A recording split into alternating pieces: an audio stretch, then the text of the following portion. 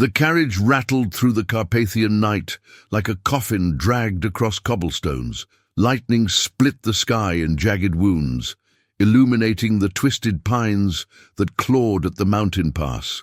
Inside, wrapped in a cloak too thin for the bitter cold, sat a young woman whose pale face seemed carved from the same marble as the tombstones that dotted the roadside. Her name was Elena, though she had been called many things in the villages she'd passed through: orphan, wanderer, witch. None of those names had ever felt like hers. None of them had ever felt true. The driver, a hunched figure whose face she had never clearly seen, did not speak. He had not spoken since collecting her 3 days ago from the crossroads where she had waited, as instructed by the letter that had arrived on parchment so old it crumbled at the edges, written in ink that seemed to shimmer between black and deep crimson, depending on how the light struck it. "You are summoned to Castle Dracula. Come alone. Come willingly. Your past awaits you there, though you do not yet remember it." She should have burned it, should have fled in the opposite direction. But something in those words had resonated in the hollow space beneath her ribs, in the dreams that plagued her sleep, dreams of a castle she had never seen, of a man whose face was always shadowed, of a love that felt older than her own brief lifetime. So she had gone to the crossroads, and the carriage had been waiting. Now, as the wheels churned through mud and the horses snorted clouds of steam into the freezing air, Elena pressed her forehead against the window. The glass was ice-cold, numbing her skin, but she welcomed it. Anything to feel real, anything to prove this was not another dream. The castle emerged from the storm like a monument to damnation itself. Towers stabbed at the pregnant clouds, their peaks crowned with iron crosses that had long since lost any blessing they might have held. The walls were black stone, slick with rain and centuries of accumulated shadow. Windows glowed with sickly yellow light, too dim to be welcoming, bright enough only to suggest that something watched from within. The main gate stood open, a mouth ready to swallow her whole. The carriage did not slow as it passed beneath the portcullis. The horses' hooves struck the courtyard stones with the rhythm of a funeral march. When the vehicle finally stopped, the door swung open of its own accord, groaning on hinges that wept rust like dried blood. Elena stepped down into a courtyard where no rain fell, though the storm raged beyond the walls. The air here was still heavy, tasting of copper and old incense. Gargoyles leered from every corner, their stone eyes following her movement. She pulled her cloak tighter, suddenly aware of how inadequate it was, not against the cold, but against the weight of 1,000 unseen gazes. "So, this is the peasant bride." The voice came from the shadows near the great doors. A woman stepped into the dim light, tall, impossibly beautiful, with skin like porcelain and hair that fell in midnight waves to her waist. She wore a gown of deep purple velvet that clung to her curves, and her eyes held the peculiar shine of a predator assessing prey. "I am—" Elena began, but the woman raised a pale hand, silencing her. "You are nothing," the vampire said, circling Elena with the fluid grace of smoke. "A mortal, common, unremarkable, and yet the Count sends his private carriage to fetch you like some treasure. It is insulting." 2 more figures emerged from the doorway.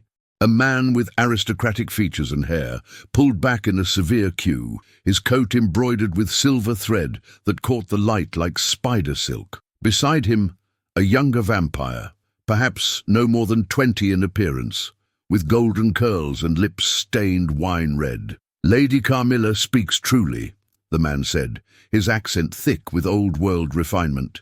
"We have waited centuries in service to our Lord Dracula. We have proven our loyalty in blood and darkness, and now he brings this." He gestured at Elena with barely concealed disgust. Elena stood motionless, her hands hidden in the folds of her cloak to conceal their trembling. She had learned long ago that responding to cruelty only fed it. Silence, she had discovered, was armor. "Look at her," the golden-haired youth sneered, moving closer. "She does not even defend herself. Are you mute, little mortal, or simply too frightened to speak? Leave her be, Victor." The voice that cut through the courtyard was ancient and commanding. A figure descended the castle steps, an older vampire with silver-streaked hair and eyes that held the weariness of centuries. He wore the robes of a scholar, and unlike the others, he regarded Elena with something approaching curiosity rather than contempt. The Count's choices are his own. We do not question them. Of course you would defend her, Gregor, Lady Carmilla purred.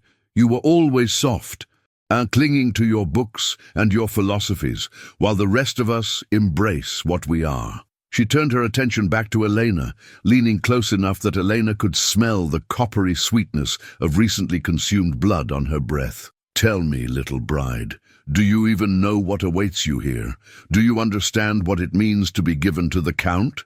Elena met the vampire's gaze for the first time. Her voice, when it came, was steady despite the terror coiling in her stomach. I understand that I was summoned. I understand that I came willingly. Beyond that, she paused, then added quietly, beyond that I understand nothing. The honesty of it seemed to surprise them. Victor laughed, a sound like breaking glass. At least she admits her ignorance. That is more than most mortals manage before they die screaming. Enough! The single word echoed across the courtyard with the force of thunder, though it had been spoken barely above a whisper. Every vampire froze. Even the stone gargoyles seemed to still further, if such a thing were possible. A figure stood at the top of the steps leading to the castle's main entrance. He had not been there a moment before, yet now he dominated the space as if he had always been there, as if the castle itself had merely been waiting for him to arrive and give it purpose. Count Dracula. He descended the steps with movements too fluid to be human, each footfall silent despite the heavy boots he wore. His coat was black wool lined with crimson silk, hanging to his knees, and his hair, dark as a raven's wing, was pulled back from a face that seemed carved by a sculptor who understood both beauty and cruelty in equal measure. His eyes, when they fixed on Elena, were black as wells, leading to places no mortal mind should contemplate. But there was something else in those eyes, something that made Elena's breath catch in her throat, made her heart hammer against her ribs like a trapped bird. Recognition, not of this man, this creature of legend and nightmare, but of something deeper, something that whispered in the secret chambers of her soul that she had known those eyes before, in another life, in another world. The Count stopped 3 steps above the courtyard, his gaze never leaving Elena's face. The other vampires had withdrawn to the shadows, their earlier confidence evaporating in his presence like morning mist before the sun. You came, he said. His voice was deep, layered with accents from a dozen dead languages, resonant with power that made the stones beneath Elena's feet vibrate faintly, despite not knowing why. Despite the fear I can smell on your skin, you came. Elena forced herself to breathe. The letter said my past awaited me here. I need to understand. My whole life I have felt like something was missing, like I was searching for something I could not name. If there are answers here, then yes, I came. Something flickered across the Count's face, an expression too quick to name, but it softened the harsh lines of his features for just a heartbeat. He descended the remaining steps and approached her. The other vampires pressed themselves against the walls as if afraid to be too close to what was about to transpire. When he stood before her, Elena realized how tall he was, how ancient he seemed, despite a face that appeared no older than 40 mortal years. He radiated cold, yet she did not feel the urge to step back. Instead, something in her wanted to lean closer, to chase the whisper of familiarity that clung to him like perfume. They mock you, Dracula said, his eyes sweeping briefly to the watching vampires before returning to her. They see only a mortal woman, common and unremarkable. They do not understand why I would summon you here, why I would call you bride. He lifted one pale hand, and Eleanor's breath stopped entirely as he reached toward her face. His fingers, cool as marble, traced the line of her jaw with impossible gentleness. But I see what they cannot. I see what you do not yet remember. He leaned closer, his lips nearly brushing her ear as he whispered, I see, Elisabeta. The name struck Elena like lightning, her vision blurred. The courtyard tilted sickeningly, and suddenly she was falling, not physically, but through layers of consciousness, through veils of forgetting that had been drawn across her mind like funeral shrouds. Images crashed through her. A castle identical to this one, but in daylight, flowers blooming in window boxes. A young woman in a white dress, laughing, her dark hair catching the sun. A man, younger, more human, but with the same dark eyes, lifting that woman in his arms, spinning her until she begged him to stop. I will love you forever, Elisabeta. Even death will not part us. A tower, a letter, falsely claiming her beloved had been killed in battle. Grief, sharp and absolute, driving a blade into her own heart. Falling from the tower window, the ground rushing up. Eleanor gasped, jerking back to the present. She was on her knees in the courtyard, her hands pressed against the cold stones, her breath coming in ragged sobs. The Count knelt before her, his hand steady on her shoulder, anchoring her to this reality. What was that?" she whispered. "Memory," Dracula said, "from a life you lived 5 centuries ago. You were Elisabeta then, a nobleman's daughter, and I was Vlad, a warrior sworn to defend our lands against the Ottoman invasion." His voice carried the weight of ancient grief. "You died believing I had abandoned you. You died by your own hand, and I—" His jaw tightened. "I arrived too late to save you, and in my rage, in my despair, I renounced God and embraced damnation. I became what I am now, undead, eternal, cursed." Elena looked up at him, tears streaming down her face, though she did not fully understand why she wept. "If I died, how am I here? The soul is eternal." Gregor spoke from the shadows, his scholarly voice gentle. "It returns again and again, seeking resolution, seeking completion." Dracula helped Elena to her feet, his grip strong but careful, as if she were made of glass. "For 500 years I have searched for you. I have found your soul reborn 7 times, each life different but the essence always the same. And each time, before I could reach you, before I could tell you the truth, death claimed you again, illness, accident, violence." His eyes burned with barely controlled fury. "Forces I do not yet understand conspire to keep us apart. But this time," Lady Carmilla's voice dripped with venom from her position by the wall, "this time our Lord has brought you here, into his domain, where he can protect you. How romantic." The word was a sneer. Elena ignored her, her attention fixed on the Count. "You expect me to believe I am the reincarnation of your lost love, that I am meant to be your bride?" She shook her head, even as something deep within her resonated with the truth of it. "I am nobody. I have no family, no past. No, you have me." Dracula's declaration rang across the courtyard. "You have always had me, Elisabeta, through every life, through every death, through centuries of searching and waiting." He cupped her face in both hands, his touch achingly tender. "I do not expect you to remember everything at once. I do not expect you to love me as you once did, not yet. But you are here. Finally, you are here, and I will not lose you again." The storm beyond the walls intensified, as if nature itself responded to the emotion in his words. Lightning painted the courtyard in stark white and shadow, and for a moment Elena saw him as he must have been 5 centuries ago, human, mortal, in love. "I don't understand any of this," she whispered, "but I feel something. When I look at you, I feel home." Dracula finished. "You feel home, as I have felt every time I found you again." Victor laughed from the doorway, the sound cruel. "How touching. The Count plays at humanity again. But tell us, my lord, what happens when she learns the full truth? What happens when she discovers what you have become, what you have done in your centuries of darkness?" He smiled, showing elongated fangs. "Will she still look at you with such trusting eyes when she knows the rivers of blood you have spilled, the innocence you have drained?" Eleanor felt Dracula tense, felt something dangerous ripple through him. But before he could respond, Gregor stepped forward, placing himself between the Count and the younger vampire. "Victor," You test boundaries that will see you turn to ash, the elder vampire warned. Retire, all of you. The Count has private matters to attend to. For a moment rebellion flickered in Victor's eyes, but Lady Carmilla placed a hand on his shoulder, drawing him back. Come, she purred. Let the Count have his mortal bride. We shall see how long she lasts. She cast one final poisonous glance at Elena. They always die screaming, little one? Always. The vampires withdrew into the castle, their movements whisper-soft, until only Elena, Dracula and Gregor remained in the courtyard. Thank you, old friend, Dracula said to Gregor.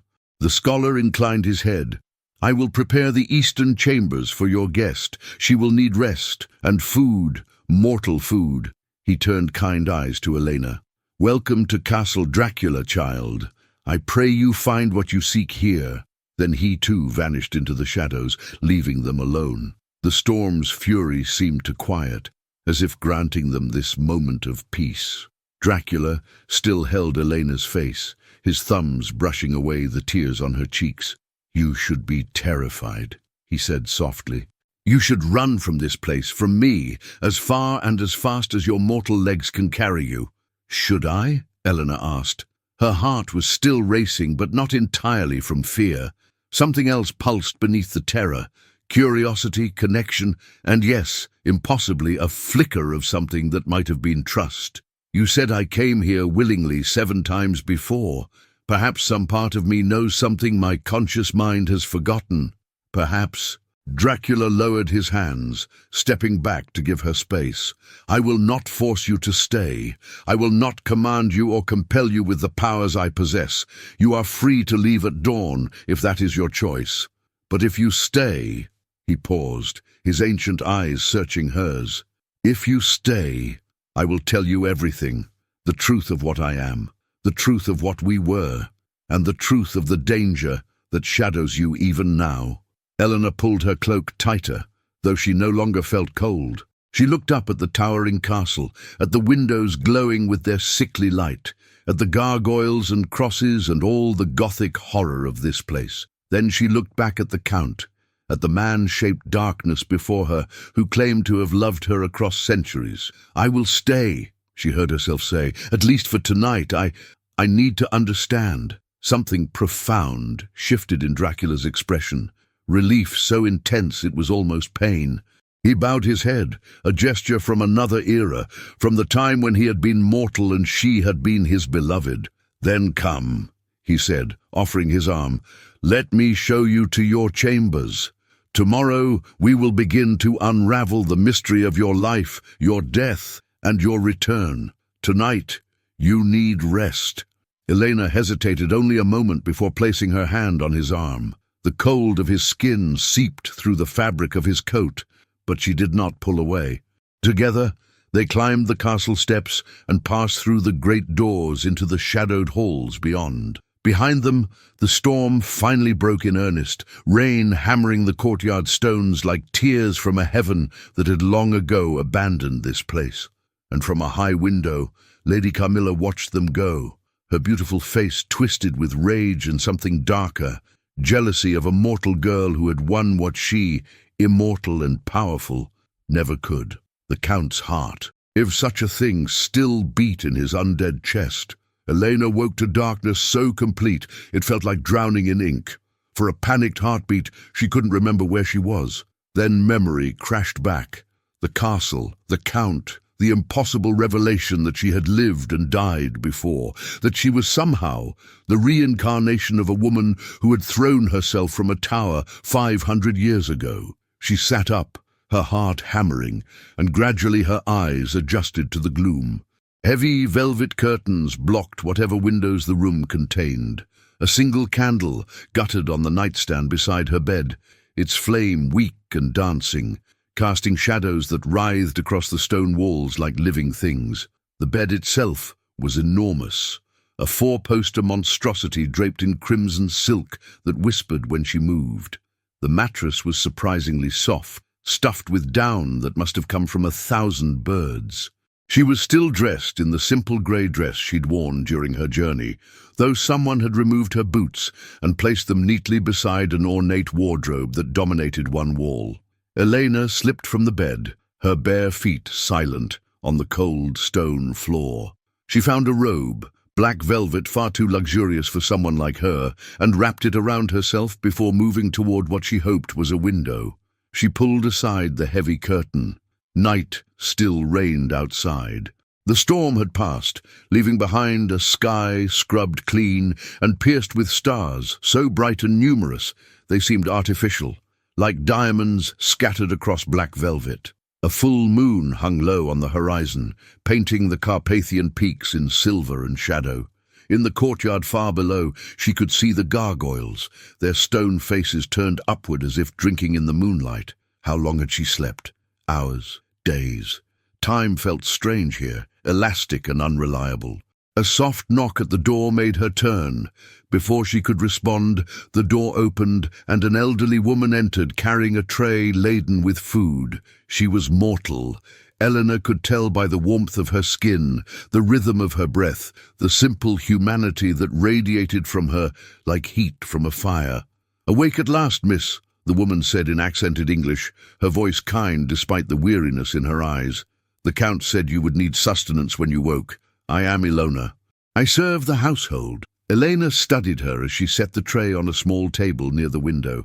Ilona appeared to be in her 60s, with silver hair bound in a tight bun and hands gnarled by decades of work. Her dress was plain but clean, and she moved with the efficiency of someone who had learned long ago not to waste motion in this place. "Thank you," Elena said, moving to the table. The food was simple but abundant. Bread, cheese, cold meat, apples, and a pitcher of what smelled like spiced wine. Her stomach growled, reminding her that she couldn't remember the last time she'd eaten. "Ilona, how long have you served here?" The old woman's hands paused in their work of arranging the food. 43 years, miss. Since I was a girl of 20. And you've served the Count all that time?" Eleanor picked up an apple, turning it in her hands. "Knowing what he is?" Ilona met her gaze directly. "I serve because I choose to, miss. The Count saved my life when I was dying of fever, my infant daughter cradled in my arms. He could have let us perish, or fed upon us, or turned us into creatures like himself. Instead, he brought us here, gave us shelter, had his scholar Gregor nurse us back to health with herbs and old knowledge." She smoothed her apron, a gesture that seemed habitual. "My daughter grew up in this castle. She married, had children of her own. The Count sent them away to safety, with enough gold to ensure they would never know poverty. But I chose to stay. This is my home." Elena bit into the apple, the sweetness exploding on her tongue. "The others, the vampires who greeted me in the courtyard, they didn't seem as compassionate." "The Count is not like the others," Ilona said firmly. "He was made a monster by grief and rage, but he has not forgotten his humanity entirely. The others," she shook her head, "they were made differently, some by their own choice, seeking power and eternal life, some out of cruelty or hunger. Lady Carmilla has been undead for 3 centuries, and she has never shown mercy to any mortal who crossed her path. Victor is younger, barely 100 years, but he is vicious and proud. They resent your presence here." "Because I'm mortal?" "Because you are her," Ilona corrected. "Elisabeta, the only woman the Count has ever loved. They know that if you stay, if you remember who you were, their influence over him will wane. He will have something to live for beyond conquest and darkness." She moved toward the door, then paused. "Be careful, miss. Not everyone in this castle wishes you well, and the Count, for all his power, cannot watch you every moment." Before Elena could respond, Ilona slipped out, closing the door with a soft click that sounded too much like a cell locking. Elena ate mechanically, her mind churning. She was trapped in a Gothic nightmare, surrounded by predators who saw her as either prey or rival. The only protection she had was a creature who claimed to have loved her in a past life she couldn't remember, a creature who had become a monster in his grief over losing her. Yet she had stayed. Why had she stayed? The answer whispered from somewhere deep within her consciousness. because he was right. When she looked at him, she felt home. A sound in the corridor outside her door made her freeze, half-eaten bread forgotten in her hand. Footsteps, light and deliberate, approaching her chambers. Too light to be the Count, too purposeful to be Ilona returning. The door opened without a knock.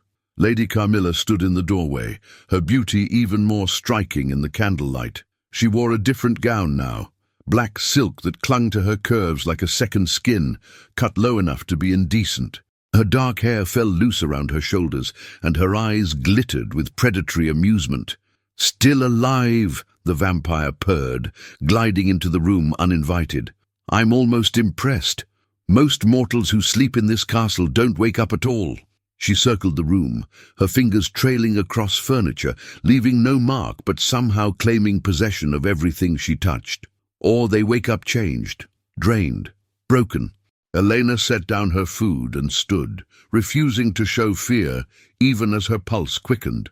"The Count said I was free to leave at dawn. I assume that means I'm under his protection until then." "Protection?"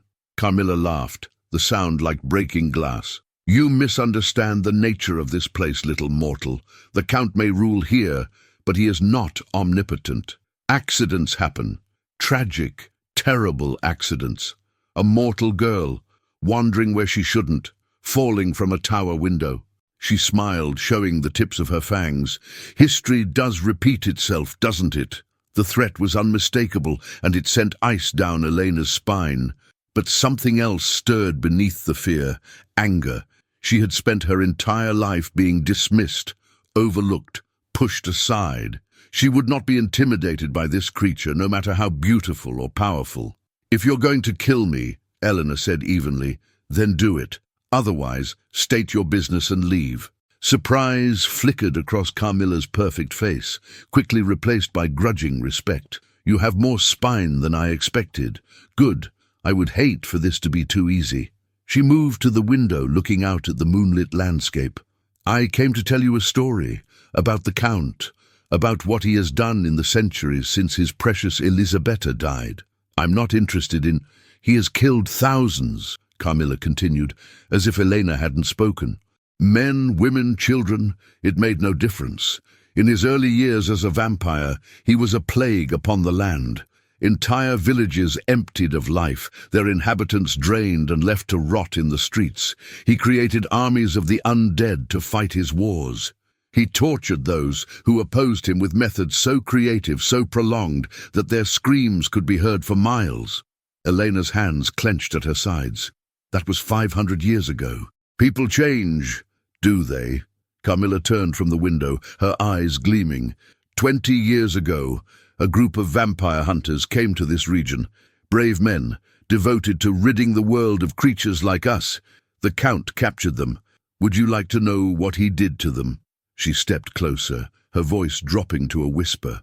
"He kept them alive for months, feeding on them slowly, healing them just enough that they wouldn't die, draining them again and again until their minds shattered. When he finally granted them death, they begged for it like starving men beg for bread." Elena's stomach churned, but she forced herself to meet the vampire's gaze.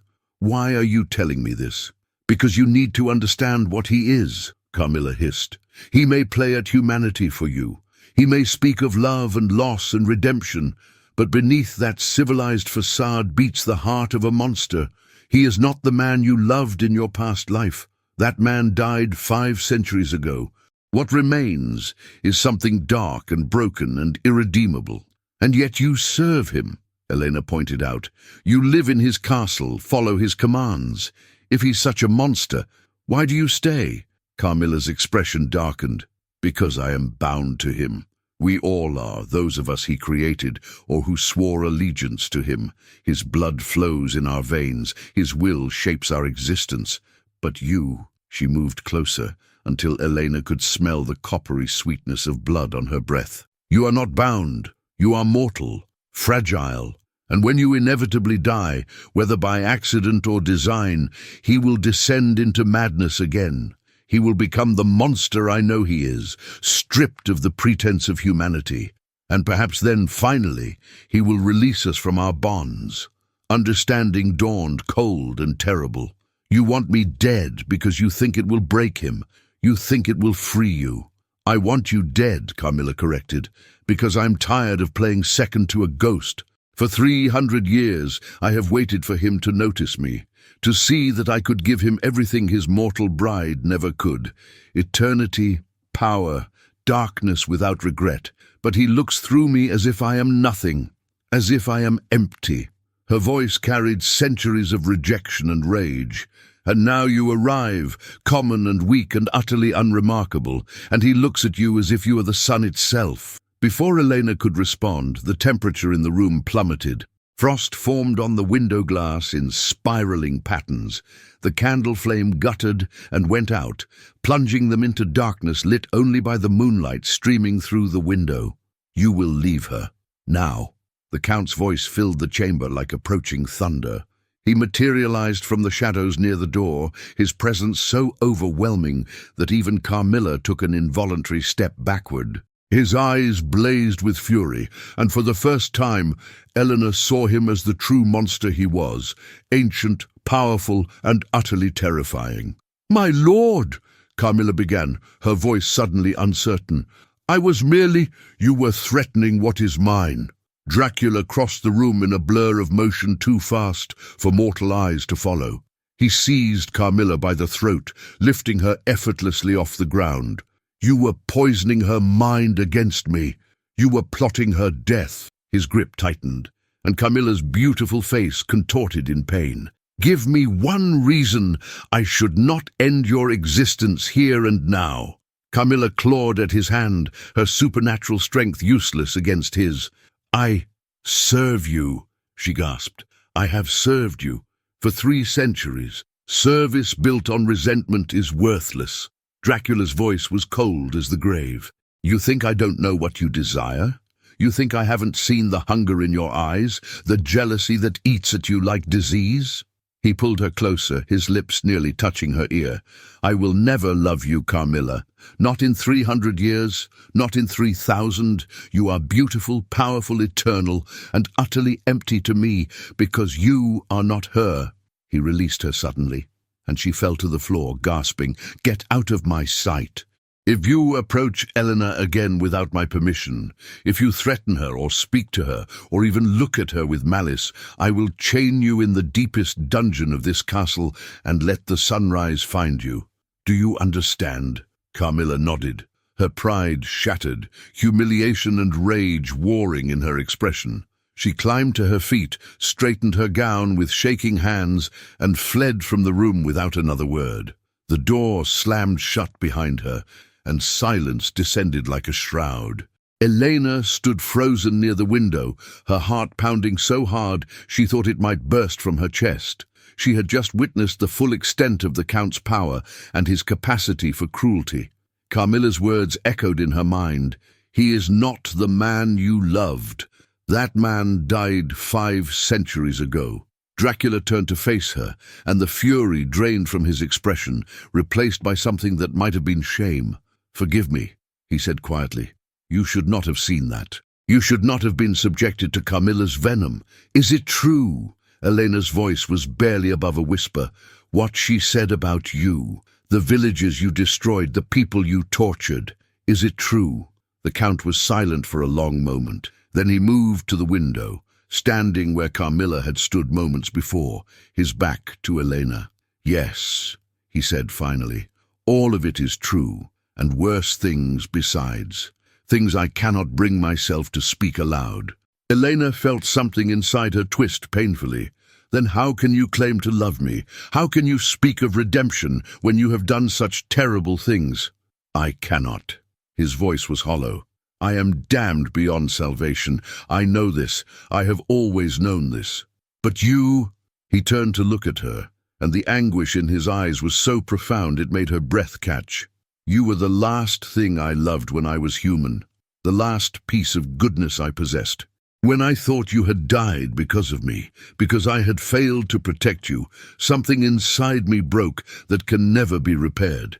I became a monster, not just in body, but in soul." He took a step toward her, then stopped, as if afraid she would flee. For 500 years I have searched for you, not to possess you, not to force you to love a creature like me, but because if I could find you again, if I could see you alive and safe, perhaps I could remember what it felt like to be human. Perhaps I could remember why humanity mattered at all. Elena wanted to run. Every instinct screamed at her to flee this place, this creature, this nightmare. But her feet remained rooted to the floor, and her heart, traitorous, foolish thing, ached at the pain in his voice. "I don't remember loving you," she said. "I don't remember being Elisabeta. All I know is what you've told me." "I know." Dracula's shoulders sagged slightly. "And I do not expect you to love me now. How could you love a monster? But please." He looked at her with eyes that held centuries of loneliness. "Please do not fear me. I would die 1,000 deaths before I allowed harm to come to you. You are safe here, Elena. No one will touch you. I swear this on whatever tattered remains of my soul still exist." She studied him in the moonlight, this creature of legend and nightmare who claimed to have loved her across centuries. He looked young, vital, powerful, but his eyes were old, haunted by memories of things done and left undone. "Gregor said forces conspire to keep us apart," Elena said slowly. "That in every life I die before we can be together." What did he mean? Dracula's expression darkened. "I do not know, but I intend to find out. In your previous 7 lives, death always came swiftly, before you could remember who you had been, before we could have more than days or weeks together. Illness, accident, murder. Each time it seemed random, but 7 times is too many for coincidence. You think someone is killing me, deliberately. I think there is a pattern, though I cannot yet see its shape, which is why I brought you here to my stronghold, where I can protect you while we search for answers." He moved closer, slowly, as if approaching a skittish animal. "There are books in my library older than most kingdoms. Gregor has studied the occult for centuries. Together, we will uncover why your soul keeps returning and why it keeps being torn away from me. And this time," his voice hardened with determination, "this time I will not let death take you." Elena wrapped the robe tighter around herself, suddenly aware of how cold the room had become. "And if I want to leave, you said I was free to go at dawn." "You are," Dracula confirmed. "I will not hold you prisoner, but I would ask you to stay, at least long enough to learn the truth of your past, long enough to remember who you were." He paused. "And long enough to decide whether the man I was 500 years ago deserves the mercy of being remembered with love, even by the monster I have become." The vulnerability in that statement pierced Elena's defenses more effectively than any threat could have. This creature, this ancient and terrible being, was asking not for forgiveness. He knew he was beyond that, but simply to be remembered as human, once upon a time. She thought of the dreams that had plagued her all her life, the castle in sunlight, the woman laughing, the man who loved her with a devotion that transcended death itself. "I'll stay," she heard herself say, "for now, until I understand what's happening. But," she met his gaze firmly, "I'm not her, not yet, maybe not ever. I'm Elena, not Elisabeta, and whatever history exists between us, it doesn't belong to me, not the way it belongs to you." Something that might have been hope flickered in Dracula's eyes. "That is more than I dared dream," he said softly. "Thank you." He moved toward the door, then paused. "Rest now, if you can. Tomorrow, Gregor will begin showing you the library. We have much to research, and—" he hesitated. "And I will tell you about Elisabeta, about the woman you were, about the life we shared before darkness claimed us both." Then he was gone, the door closing silently behind him, leaving Elena alone with her thoughts and the moonlight and the terrible, impossible burden of being the reincarnation of a dead woman who had been loved by a monster. She returned to the window, pressing her forehead against the cold glass. In the courtyard below, she could see a figure moving through the shadows. Lady Carmilla, her movements sharp with rage, her beautiful face twisted with hatred. Eleanor shuddered. She had made an enemy tonight. Perhaps more than one. The other vampires would resent her presence, would see her as a threat to their influence over their master. And somewhere, hidden in the darkness beyond the castle walls, something else waited. The force that had killed her 7 times before, that conspired to keep her and the Count apart, that would not rest until she was dead again. She was trapped in a Gothic horror story, surrounded by predators, protected only by a monster who claimed to love her. And against all reason, despite all logic, some part of her wanted to remember, wanted to know what it had felt like to be loved with such devastating intensity that it had survived 500 years of death and darkness. Even if that love had created a monster, especially because that love had created a monster. Because perhaps, Elena thought as she finally returned to bed and blew out the relit candle, perhaps that meant the man he had been was worth remembering after all. Dawn never came to Castle Dracula. Elena discovered this the next morning, or what she assumed was morning, when she woke to find the same impenetrable darkness beyond her windows. The sky was not black, precisely, but rather a deep twilight blue that suggested perpetual dusk, as if the sun had agreed to circle the horizon without ever rising fully. Ilona arrived with breakfast, and an explanation delivered in her matter-of-fact way. "The Count has placed enchantments around the castle, miss. The sun's full rays cannot penetrate here. It protects the vampires, but it also—" She trailed off, arranging fresh bread and honey on the table. "It also means there is no true day here, only varying shades of night." "How do you bear it?" Elena asked, wrapping herself in the velvet robe. "Living without sunlight?" Ilona smiled sadly. "One learns to find light in other places, in candle flames, in the warmth of the kitchen ovens, in the memory of what the sun felt like on your skin." She poured tea from a porcelain pot, decorated with roses that had long since faded. "Master Gregor sends word that he awaits you in the library when you are ready. He says to dress warmly. The library is in the oldest part of the castle, and the stones there remember centuries of winter." After Ilona departed, Elena found the wardrobe had been filled with clothes in her size, dresses of heavy wool and velvet in deep colors, burgundy, forest green, midnight blue. She chose the simplest, a dark green dress with long sleeves and a high collar that made her feel armored against the dangers lurking in the castle's shadows. She braided her hair, studying her reflection in the tarnished mirror above the wash basin. The face looking back at her was her own, pale, unremarkable, with features too plain to be called beautiful. Yet the Count claimed to see someone else when he looked at her. Elisabeta, a woman who had been loved with such intensity that it had survived death itself. What had she looked like, that first Elena? Had she been beautiful? Had she been brave, or kind, or clever? What quality had she possessed that could inspire such devotion? The questions followed her as she left her chambers and navigated the castle's labyrinthine corridors. The walls were lined with portraits of stern-faced nobles from centuries past, their eyes seeming to track her movement.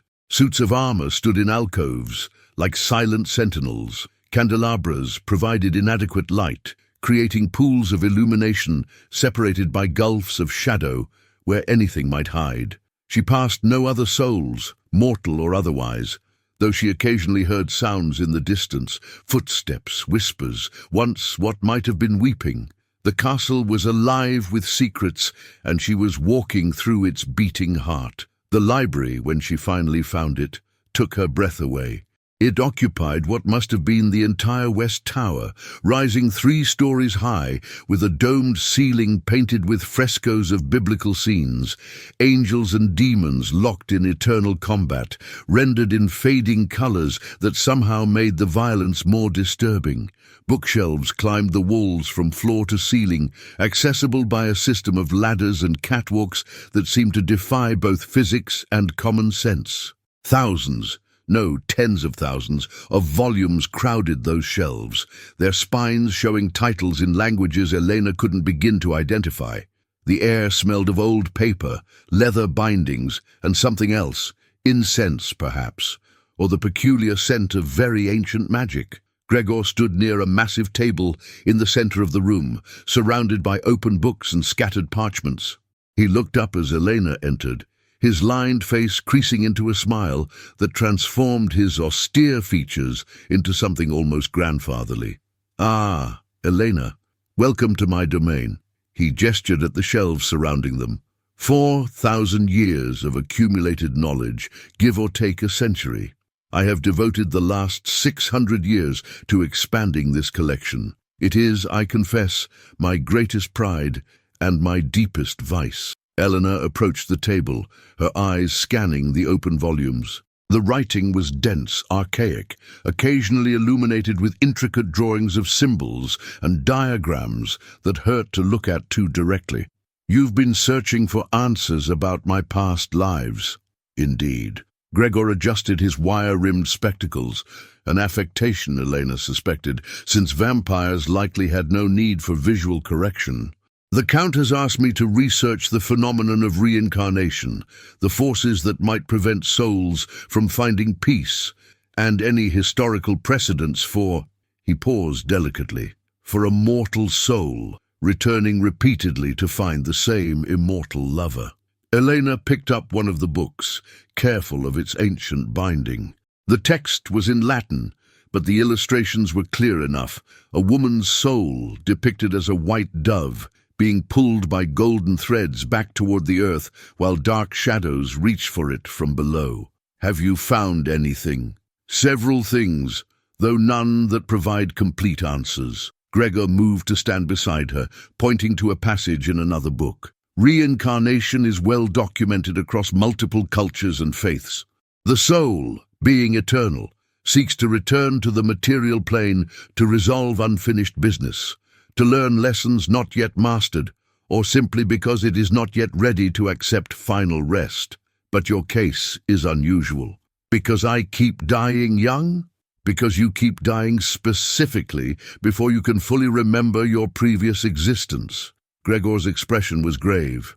"In most cases of reincarnation, if past life memories surface at all, they come gradually over years. But you, according to the Count's accounts, you begin to remember within days or weeks of meeting him, and then, inevitably, death claims you." Elena set down the book, a chill running through her despite the heavy dress. "Carmilla said forces conspire to keep us apart. You said the same thing. What kind of forces?" Gregor was silent for a moment, his ancient eyes studying her with an intensity that made her uncomfortable. Finally, he said, "There are several possibilities. The first and most mundane, simple tragedy, random accidents and illnesses that claimed you purely by chance. But given the pattern, 7 times across 5 centuries, I find this explanation inadequate." He moved to another section of the table, pulling forward a book bound in what looked disturbingly like human skin. "The second possibility, divine intervention. You took your own life when you were Elisabeta, which many faiths consider an unforgivable sin.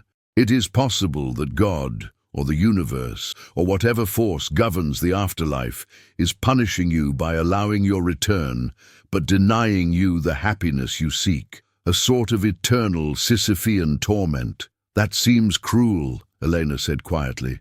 "The divine is often cruel, child. At least, that has been my observation over 6 centuries. He opened the book, revealing pages filled with dense theological arguments in multiple languages. "But there is a third possibility, and it is this one that troubles me most. Deliberate supernatural interference. Someone or something may be actively working to ensure you and the Count remain separated." Elena's mouth went dry. "Who would do that, and why?" "As to who, that is what we must discover. As to why," Gregor removed his spectacles, polishing them on his sleeve. "The Count is powerful, Elena. Perhaps the most powerful vampire in existence. His bloodline is ancient, his will is iron, and his strategic mind has toppled kingdoms. But he is also," the vampire scholar chose his words carefully, "he is also unstable. His grief over losing you drove him to become what he is. His search for you has been the one constant in his existence for 500 years. If you were to truly return to him, to remember and accept him, to choose to stay with him permanently," he met her eyes, "he would become either humanity's greatest protector or its most terrible destroyer. A vampire with something to live for, or something to lose, is far more dangerous than one who has nothing but empty eternity." The implications hung in the air like poison. "You're saying someone keeps killing me to control him. I am saying it is a possibility we cannot ignore. There are many who would fear a Count Dracula given purpose and direction by love, other vampires who see him as a rival. The Church, which has warred against the undead for centuries, ancient supernatural entities who maintain the balance between light and darkness. Any of these might have reason to ensure you remain separated." Elena sank into a chair near the table, her legs suddenly weak. "Then how can I possibly be safe? If there truly is some force determined to kill me, what chance do I have?" "More than you think." Gregor's voice was surprisingly gentle. "You are here, in the Count's stronghold, surrounded by his power and his protection. Whatever has killed you in previous lives relied on catching you vulnerable, unaware, separated from him. But now you know the danger. Now we can prepare." He pulled forward another book, this one newer, its pages filled with handwriting Elena recognized as Gregor's own. "I have been documenting everything the Count remembers about your previous lives. The circumstances of each death, the locations, the timing. There are patterns, though subtle ones. Each time you were isolated when death came. Each time there was a moment when the Count's attention was diverted, when his protection failed." Elena leaned forward, studying the pages. Gregor had created a timeline, marking each of her deaths with careful notation. First reincarnation, 1532. Maria, daughter of a merchant, died of sudden fever 3 days after meeting the Count, age 19. The second reincarnation, 1609, Catherine, novice in a convent, fell downstairs and broke her neck 2 weeks after the Count revealed himself to her, age 21. Third reincarnation, 1687, Isabella, artist's model, murdered by unknown assailant 1 week after beginning to remember her past life, age 20. The list continued through 7 incarnations, each life cut short within days or weeks of her connection with Dracula being established. The most recent had been in 1954, a woman named Elena, ironically, who had died in a car accident while fleeing from the castle after the Count told her the truth of her identity. "I kept my name," Elena whispered, touching the entry. "In this life, I mean. My name is Elena. The soul remembers even when the conscious mind does not," Gregor said. "Names, places, faces, they echo through incarnations. It is why you have always felt incomplete, why you have searched for something you could not name. Your soul knew it was meant to return here." A sound at the library door made them both turn. The Count stood in the entrance, his dark figure framed by the corridor's shadows. How long he had been there, Elena couldn't say. "Forgive the interruption," Dracula said, his voice carefully neutral. "I wanted to ensure Elena was comfortable and had everything she needed. And there was something different about him in this moment, a hesitation, an uncertainty that seemed at odds with his usual commanding presence. He was, Elena realized, nervous. This ancient and terrible creature was nervous about approaching her. "I'm fine," Elena said, then feeling the inadequacy of the response added, "Gregor has been showing me his research. It's illuminating." Dracula entered the library fully, moving with that supernatural grace that made him seem to glide rather than walk. He approached the table but maintained a respectful distance, as if afraid of crowding her. "Gregor is the finest scholar I have known in 5 centuries. If anyone can unravel this mystery, it is he. With your assistance, my lord," Gregor said diplomatically. "You have witnessed all 7 of her previous returns. Your memories are invaluable to this research." The Count's jaw tightened almost imperceptibly. "My memories are also painful, but yes, I will share whatever knowledge I possess if it helps protect her." His dark eyes found Elena's. How are you faring? The revelations of the past day must weigh heavily. Eleanor considered lying, offering some platitude about being fine, about handling everything well. But something in his expression, the genuine concern there, the fear that he had already lost her before truly finding her, made her answer honestly. "I'm terrified," she admitted. "I'm in a castle full of vampires who want me dead or gone. I'm supposedly the reincarnation of a woman I don't remember being, and something out there, something powerful enough to kill me 7 times across 5 centuries, is apparently determined to kill me again." She met his gaze directly. "So no, I'm not fine, but I'm here and I'm trying to understand." Respect flickered in Dracula's eyes. "Your courage honors the woman you were." Elisabeta faced her fears with the same unflinching honesty. "Tell me about her," Elena said suddenly. "About who I was. You promised you would." The Count was silent for a long moment. Then he moved to the window, one of the few in the library, and stared out at the perpetual twilight beyond. When he spoke, his voice carried the weight of centuries. Elisabeta was the daughter of a nobleman in Wallachia, in the year of our Lord 1462. I was Vlad, Prince of Wallachia, sworn to defend our lands against the Ottoman Empire. We met at her father's estate during a military campaign. She was—" he paused, searching for words. "She was everything I was not. Where I was hard, she was gentle. Where I dealt in death and strategy, she spoke of art and philosophy and the beauty of the world. She saw humanity in people I would have dismissed as tools or obstacles." He turned from the window, and the pain in his expression was so raw that Elena's breath caught. "I did not expect to love her. I did not have time for love. I was at war, defending my people from an empire that would have destroyed us. But she made me remember why I fought. She made me believe that there was something worth protecting beyond mere territory and power. We married in secret," he continued, his voice dropping to barely above a whisper. "Her father would never have approved. I was too brutal, too uncompromising. But we exchanged vows in a small chapel, with only a priest and God as witnesses. I gave her this." He reached into his coat and withdrew something small, golden, catching the candlelight. A ring. He held it out to Eleanor, and she took it with trembling fingers. It was simple but exquisitely crafted, a gold band with a single ruby set into it, carved with words in a language she didn't recognize. "Old Romanian," Gregor supplied quietly. "It says, 'Even death will not part us.'" Elena stared at the ring, and suddenly her vision blurred, not with tears but with memory, rapid, fragmented, overwhelming. A young man, laughing as he slipped this ring onto her finger. "Even death will not part us, my beloved Elisabeta." Does the weight of it warm against her skin, pressing it to her lips before he rode away to battle, praying for his safe return, clutching it in her fist as she read the false letter claiming he had been killed. The ring falling from her hand as she climbed onto the tower ledge, her heart too shattered to continue beating. Eleanor gasped, the memory releasing her as suddenly as it had come. She found herself gripping the edge of the table, her knuckles white, her breath coming in short gasps.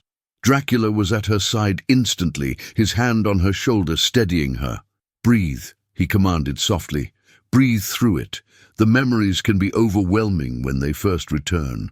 "I saw," Elena's voice was hoarse, "I saw you, the real you, the man you were before I became a monster," he finished. "Yes, that was Vlad, the man who loved Elisabeta with everything he was." His hand fell away from her shoulder. "That man is dead, Elena. He died the night you threw yourself from that tower.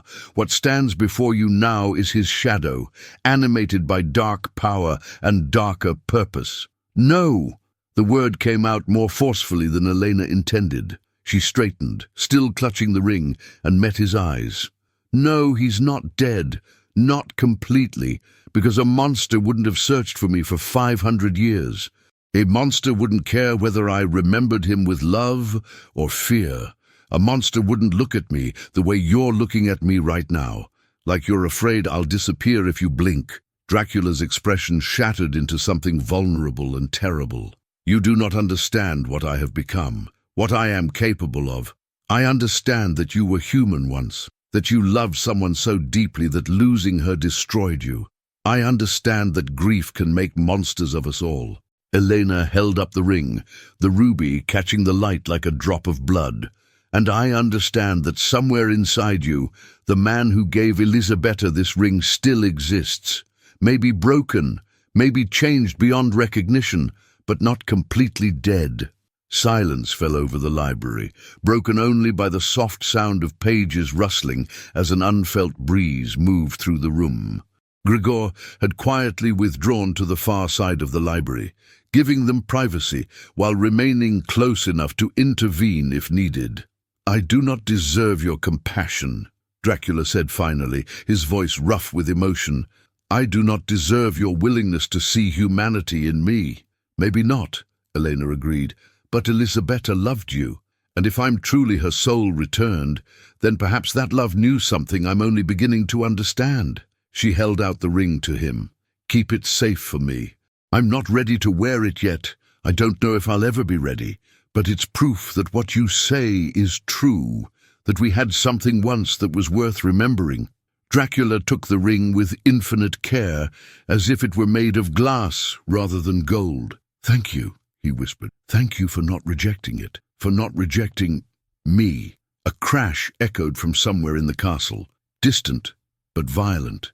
Then another, the sound of things breaking, of stone cracking. All three of them froze. "What was that?" Elena asked. Dracula's expression hardened instantly, the vulnerable man vanishing behind the mask of the ancient predator. "An attack," he said, his voice cold and certain. "Someone has breached the castle walls." "That's impossible," Gregor said, moving quickly to join them. "The enchantments would prevent any supernatural creature from entering uninvited, and no mortal could—" Another crash, closer now, followed by a sound that made Elena's blood freeze, screaming. Ilona's voice, high and terrified. Dracula moved toward the door, then paused, turning back to Elena. "Stay here. Gregor will protect you.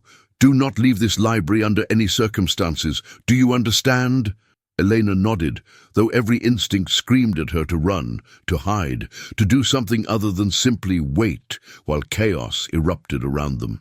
The Count was gone, in a blur of motion, moving with speed that left after-images in the air. The library door slammed shut behind him, and Elena heard the distinct sound of a lock engaging. She was trapped here for her own protection. "What's happening?" she asked Gregor, who had moved to a weapons cabinet Elena hadn't noticed before. He withdrew a silver sword and a crossbow loaded with wooden bolts. "I do not know," the vampire scholar admitted, his aged face grim.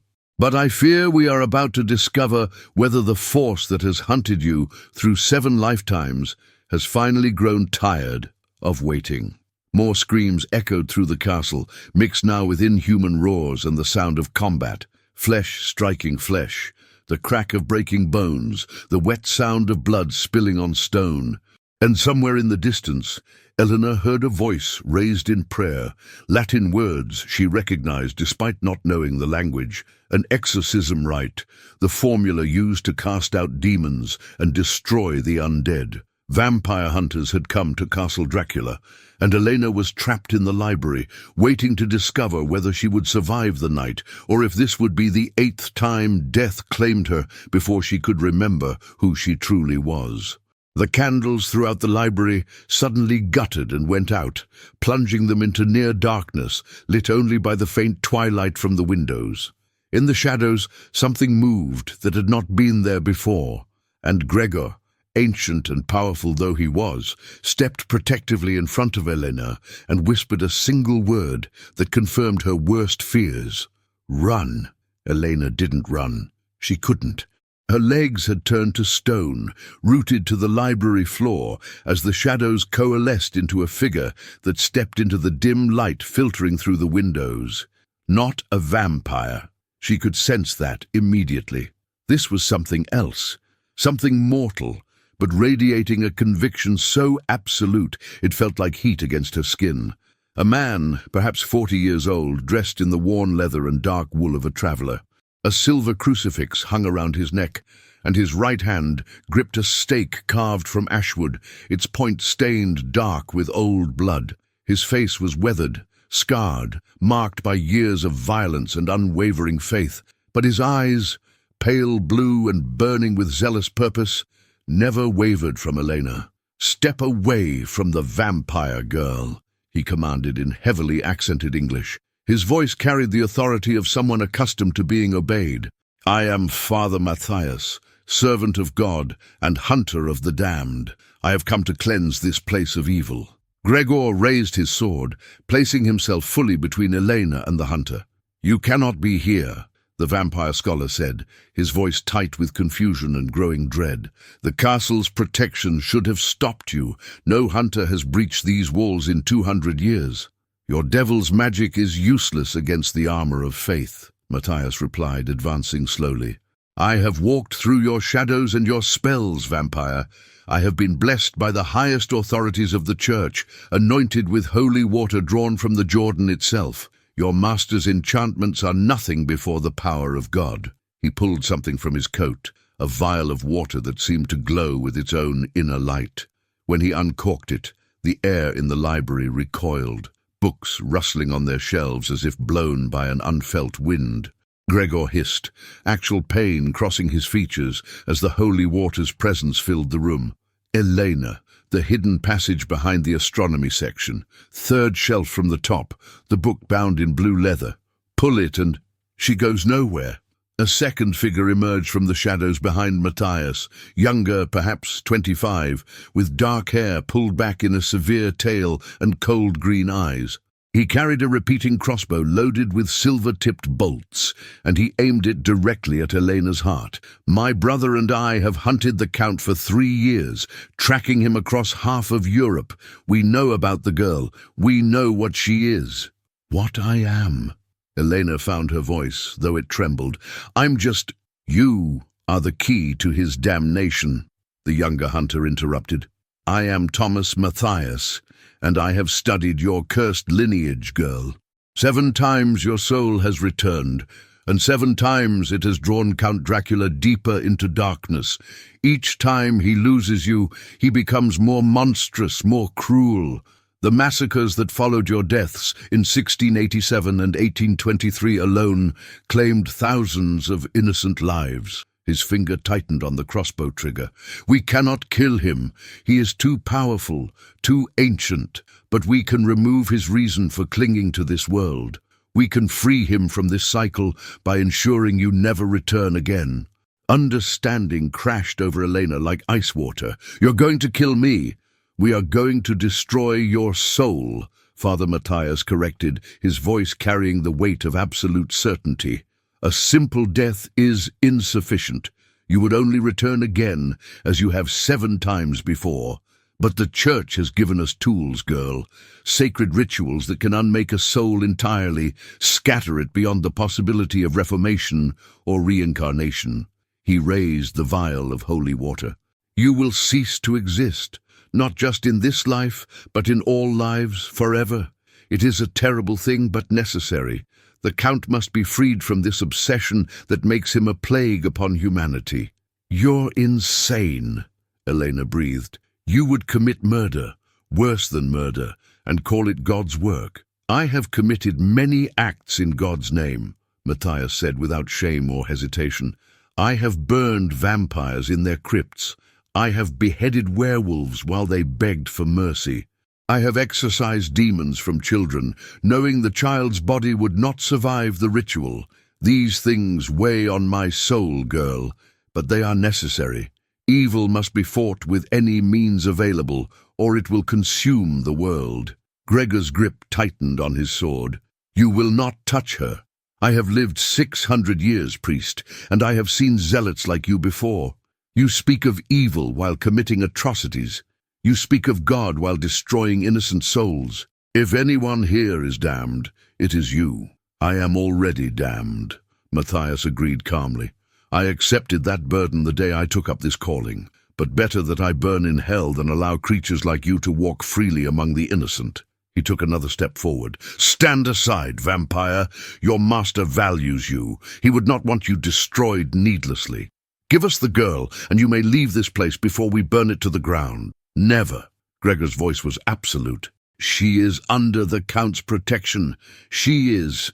The crossbow bolt struck him in the chest. Gregor staggered, looking down at the silver-tipped bolt protruding from his heart with an expression of profound surprise. Silver wouldn't kill him, not instantly, but it burned like acid, poisoning his immortal blood. He fell to one knee, the sword clattering from his hand. "No!" Elena rushed forward, catching him before he could collapse entirely. His weight dragged them both down, and she found herself kneeling on the cold stone floor, cradling the wounded vampire's head in her lap. "Foolish girl," Gregor gasped, his face contorting with pain. "Run. Use the passage. Find the Count. I can't leave you. You must." His hand gripped her arm with desperate strength. "You do not understand. If they destroy your soul, if you cease to exist entirely, the Count will fall into a darkness from which there is no return. He will become worse than any nightmare humanity has known. The monster they fear he is, he will become that and more." Blood trickled from the corner of his mouth, black in the dim light. "You are not just his obsession, child. You are his last anchor to humanity. You are what keeps him from becoming the devil these hunters believe him to be." Thomas Matthias stepped closer, reloading his crossbow with mechanical efficiency. Touching, but irrelevant. If destroying her soul turns the Count into a mindless beast, so much the better. A beast can be hunted, a beast can be killed. It is the intelligence behind his evil that makes him truly dangerous. Elena looked up at the hunters, rage burning away her fear. "You speak of evil while planning to murder an innocent person. You speak of God while destroying a soul he created. You are not righteous. You are monsters pretending your cruelty serves a higher purpose." "Believe what you will," Father Matthias said, uncorking the vial of holy water. "You will not believe it long. The ritual is complex but not lengthy. Within the hour you will simply stop. No heaven, no hell, no rebirth, just absence, eternal and absolute." He began to chant in Latin, words that made the air itself recoil. The holy water in his hand began to glow brighter, and Elena felt something inside her respond. Her soul, she realized, recognizing the threat even as her conscious mind struggled to comprehend what was happening. Gregor tried to rise, tried to place himself between Elena and the hunters again, but the silver poisoning had weakened him too much. He could barely move, could barely even speak. "Please," he whispered, "she is innocent. She has done nothing to deserve this." "Innocence is irrelevant," Thomas said coldly, training his crossbow on Elena. "She is a tool of darkness, whether she wills it or not. Her very existence perpetuates evil. That makes her guilty by association, guilty by essence." The library door exploded inward. Dracula stood in the ruined doorway, and for the first time Elena saw him not as a man, or even a vampire, but as the legend he had become. His eyes blazed red, actual flames dancing in their depths. His fingers had elongated into claws that dripped with fresh blood, whose blood Elena didn't want to know. His lips were pulled back in a snarl that revealed fangs too long to be hidden, and his presence filled the room like a physical weight, crushing and absolute. "You dare," he said, his voice resonating with such power that the stone walls trembled. "You dare enter my home. You dare threaten what is mine. You dare—" His gaze fell on Gregor, on the silver bolt in his chest, on Elena cradling his wounded friend. "You dare harm those under my protection." Father Matthias didn't flinch. "I dare because I serve a power greater than yours, demon. I dare because God commands it." He continued his chant, the holy water glowing brighter, beginning to float from the vial as if drawn toward Elena by invisible strings. Dracula moved with speed beyond mortal comprehension, crossing the library in a heartbeat. But when he tried to strike the priest, his hand recoiled as if from open flame. A barrier surrounded Matthias, invisible but absolute, formed by faith and holy power. "Your anointed protections," Dracula hissed, fury and frustration warring in his voice. "You came prepared." "I have hunted vampires for 20 years, Matthias replied, never pausing in his chant. Did you think I would enter your lair without preparation? The blessing I carry will protect me for 1 hour, long enough to complete the ritual and destroy the girl's soul. You can do nothing but watch as I free you from this curse. I will tear you apart! Dracula roared, clawing at the barrier. Where his hands struck it, sparks of light and shadow exploded, the conflict between holy power and dark magic made visible. I will flay the skin from your bones. I will keep you alive for centuries while I teach you the true meaning of suffering. Empty threats from a desperate creature, Thomas said, though he had taken a step back, his crossbow trained nervously on the count. Father, hurry! The others are dead. He slaughtered our entire company. If that barrier fails before you finish, it will not fail. Matthias's voice remained steady, confident, even as Dracula raged against the holy ward. God's power is absolute. The holy water reached Elena, droplets landing on her skin like acid. She screamed, the pain unlike anything she had known, not physical torment, but something deeper, something that burned at the very essence of what she was. Her soul, she realized dimly, through the agony. The holy water was beginning to unmake her soul. And in that moment of ultimate terror and pain, something broke inside her. Memories flooded through her, not fragments, not glimpses, but everything. Every life, every death, every moment of joy and sorrow across 500 years. She remembered being Elisabeta, young and in love, spinning in Vlad's arms in a sunlit courtyard. She remembered being Maria, dying of fever, reaching for a shadowed figure she recognized but couldn't name.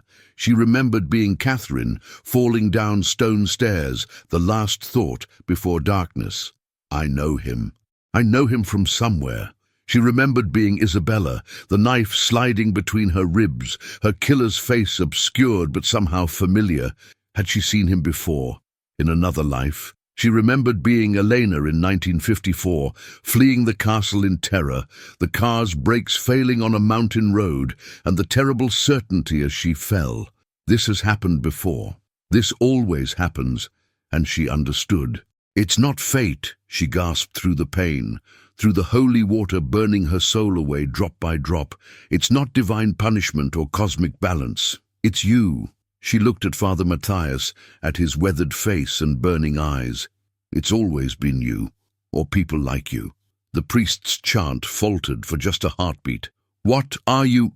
The hunters, Elena said, pieces falling into terrible place. In every life, when I began to remember, when the Count found me, hunters appeared. They killed me claiming it was to protect humanity from his evil, but it was never about protection. It was about control, about keeping the most powerful vampire in existence isolated, angry, predictable.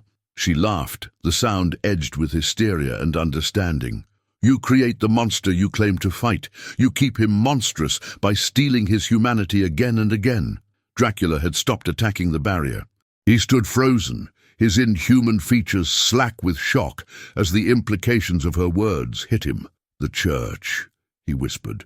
For 500 years, the Church has been preserving the balance, a new voice said from the doorway. A third figure entered the library, older than both Matthias and Thomas, dressed in the scarlet robes of a cardinal. He was perhaps 70, with silver hair and a face marked by decades of authority and certainty.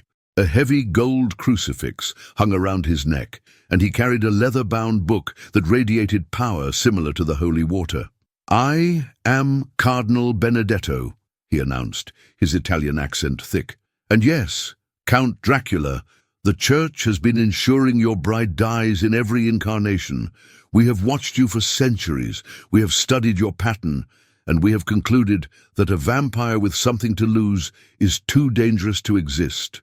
Dracula's rage exploded outward, his power cracking the stone floor, shattering windows, sending books tumbling from their shelves. You have stolen her from me. 7 times you have murdered her. 7 times we have prevented you from becoming an unstoppable force, Benedetto corrected calmly. Alone, isolated, driven by grief. You are dangerous but manageable. You conquer territories, you create armies of the damned, but ultimately you can be contained. But united with your lost love, given purpose and direction, able to plan with a clear mind, unclouded by loss. He shook his head. You would be apocalyptic. So yes, we ensure she dies, again and again, forever, if necessary. I will destroy you, Dracula said, his voice dropping to something worse than a shout, a promise quiet and absolute. I will burn your Vatican to ashes. I will slaughter every priest, every hunter, every fool who wears your church's robes. I will paint Europe red with the blood of... And thus prove exactly why we are right, Benedetto interrupted. Listen to yourself, Count. Look at what you become when threatened. You are not a man. You are not even truly sentient. You are a force of destruction wearing a human shape, and the only thing that keeps you manageable is your eternal grief. He nodded to Father Matthias. Complete the ritual. End this cycle once and for all. Matthias resumed his chant, the holy water swirling faster now, more droplets breaking free to burn Elena's skin, to eat away at the fabric of her soul. Gregor, still weak in Elena's arms, grasped her hand. I'm sorry, he whispered. I should have seen it, should have understood the pattern, should have protected you. It's not your fault, Elena managed, though speaking was becoming difficult. She could feel herself coming undone, pieces of her essential being burning away like paper in a flame. Gregor, tell him, tell the Count, tell him yourself, the vampire scholar said fiercely. You are stronger than they know, stronger than even he knows. 7 times you have died, and 7 times you have returned. Your soul refuses to accept ending. It fights, even when you do not remember fighting. He squeezed her hand with what remained of his strength. Fight, now. Not with strength of body, but with strength of will. You are Elisabeta. You are Elena. You are every woman you have been, and their love, their courage, their refusal to surrender lives in you still. The words resonated with something deep within her, the accumulated strength of 7 lifetimes, 7 deaths, 7 refusals to let death be final. Elena closed her eyes and reached for it, reached for the core of what she was beneath memory and flesh and identity, her soul. And her soul, she discovered, was furious, furious at being murdered again and again, furious at being treated as a tool, a weakness, a problem to be eliminated, furious at these men who dared to destroy her while claiming righteousness. The holy water touching her skin began to sizzle, but not because it was consuming her, because she was rejecting it, her soul's rage burning hotter than the blessed ritual could contain. Impossible, Father Matthias breathed, his chant faltering. She's mortal. She can't resist. I have died 7 times, Eleanor said, opening her eyes. They blazed, not with supernatural power, but with something more primal. Absolute refusal. 7 times you have killed me, and 7 times my soul has clawed its way back to existence. I am not weak. I am not a tool. I am not yours to destroy. She stood, Gregor sliding from her lap, and faced the hunters with tears streaming down her face, but her voice steady. I am Elisabeta. I am every woman I have been, and I am done dying. The holy water swirling around her suddenly reversed course, flying back toward Father Matthias. The priest cried out, throwing up his hands, but the droplets struck him like bullets, burning through his protections. The vial shattered, its contents splashing across the floor and eating into the stone like acid. The barrier around him flickered, weakened. Dracula didn't hesitate. He surged forward, his clawed hand closing around Matthias's throat. The priest managed a single choked prayer before the Count lifted him off the ground, slamming him against the library's stone wall with force that cracked bones. You have taken her from me 7 times, Dracula said, his voice inhumanly cold. You have made me suffer loss upon loss upon loss, all while claiming to serve a higher purpose. His grip tightened, and Matthias's face began to turn purple. I will return that suffering 1,000-fold. Stop! Elena's voice cut through the violence. "Don't kill him." Dracula turned to look at her, confusion and fury warring in his inhuman features. "He tried to destroy your soul. He has murdered you 7 times. He deserves judgment," Elena agreed. "But not from you. Not in rage. Not like this." She stepped forward, her legs unsteady, but her resolve firm. "If you kill him now in fury, you prove him right. You prove you are the monster he claims. You prove that loving me makes you more dangerous, not less." "I am a monster," Dracula snarled. "I have been a monster for 500 years. His crimes do not change what I am." "No," Elena said softly, reaching out to touch his arm, the clawed hand that held Matthias in a death grip. "But your choices do. You can be the monster they expect, the force of destruction they've planned for. Or you can be the man who loved Elisabeta enough to search for her across centuries, the man who valued one human life above all his power and pride." She met his eyes, seeing past the flames and fury to the anguish beneath. "You can be Vlad again, even if only for this moment, even if only for me." The library fell silent, except for Matthias's labored breathing and the distant sounds of the castle settling around them. Thomas stood frozen, his crossbow trained on Elena, but his finger loose on the trigger, clearly uncertain whether to shoot or flee. Cardinal Benedetto watched everything with calculating eyes, his expression unreadable. Slowly, infinitely slowly, the red flames in Dracula's eyes began to dim. His claws retracted. His grip on Matthias loosened enough that the priest could breathe, though he remained pinned to the wall. "I am not him," Dracula said, his voice rough with emotion. "I am not the man you loved. That man was capable of mercy, of restraint. I have lost those qualities." "Then find them again," Elena said. "For me, for us, for the possibility that this time, finally, after 7 failures, we might actually have a chance." The Count's hand fell away from Matthias's throat entirely. The priest collapsed to the floor, gasping and coughing, clutching his bruised neck. Dracula turned away from him, from the violence, and faced Elena fully. "You remember," he said, and it was not a question. "You remember everything." "I remember," Elena confirmed. Tears streamed freely down her face now. Tears for the life she'd lost as Elisabeta, for the 7 lives stolen from her since, for the man who had become a monster trying to find her. "I remember loving you. I remember believing you had died and not wanting to live in a world without you. I remember—" Her voice broke. "I remember jumping from that tower, and I remember regretting it the moment I began to fall. I remember wanting to take it back, wanting to tell you I was sorry, that I should have had faith." Dracula closed the distance between them in a heartbeat, pulling her into his arms. She fit against him as she had 500 years ago, her head tucking perfectly beneath his chin. He was cold, his body holding no warmth, but his embrace was gentle, reverent, as if she were made of spun glass. "You have nothing to apologize for," he whispered into her hair. "Nothing. It was my failure. I should have sent word, should have ensured you knew I lived. Your death is on my hands, not yours."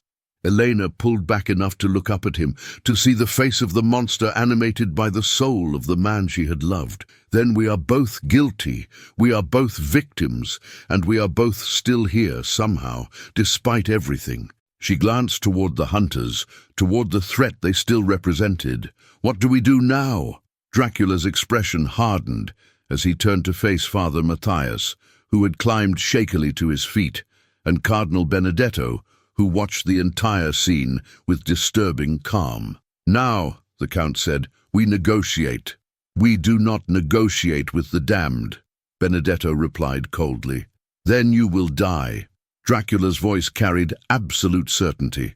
"Your hunters are dead. I tore through them like paper. Your protections are spent. I could kill all 3 of you before you could finish a single prayer." He paused. "But I will not. Because Elena has shown me that I have a choice, even now, that I can be more than the monster you have kept me as." He stepped forward, and this time there was no supernatural speed or fury, just a man walking with purpose. You want me manageable, contained, predictable? Then stop murdering the only thing that makes me human. Stop stealing my reason for restraint. Let her live, and I swear on whatever remains of my soul that I will pose no threat to your church or its interests. Let her live, and I will retreat to this castle and the surrounding lands, and I will trouble humanity no more." Thomas laughed bitterly. "And we should believe you? Accept the word of a vampire?" "No," Dracula agreed. "You should accept a binding oath, sworn in blood and witnessed by God himself. Gregor can draft the terms. He has studied such things for 6 centuries. We can create a covenant that will compel my obedience, one I cannot break without destroying myself. In exchange, you vow to leave Elena alive and unharmed. You cease hunting her across incarnations. You let this cycle end." Cardinal Benedetto considered this, his ancient eyes calculating. "And if we refuse, if we kill her anyway and accept your wrath, then I become exactly what you fear," Dracula said simply. "I will abandon any pretense of humanity. I will raise an army that will make my previous conquest look like children's games. I will turn half of Europe into a kingdom of the dead, and I will march on Rome itself. You may eventually destroy me. You have the resources, the knowledge, the faith. But how many will die before you succeed? Thousands? Millions?" He smiled, cold and terrible. "Your choice is simple. Accept my containment by love, or force my containment by war. One costs you nothing but a single mortal life. The other costs you everything." The silence stretched for an eternity. Finally, Benedetto nodded slowly. "We will consider your proposal. But understand, Count, if you break this covenant, if you harm the innocent or expand your territory or threaten our interests in any way, we will not hesitate. We will destroy you and the girl both, and we will salt the earth of this entire region to ensure neither of you returns." "Agreed," Dracula said. "Draft your terms. Make them as stringent as you wish.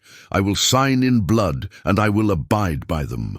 All I ask is that you let her live, that you let us have whatever time mortality grants her naturally."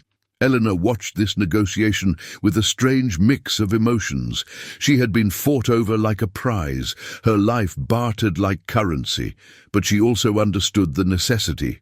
These men, both the hunters and the Count, were operating in absolutes, in power dynamics where weakness meant death, and somehow, impossibly, she had become the fulcrum on which centuries of conflict balanced. "I have one condition of my own," Elena said, surprised by the steadiness of her voice. All eyes turned to her.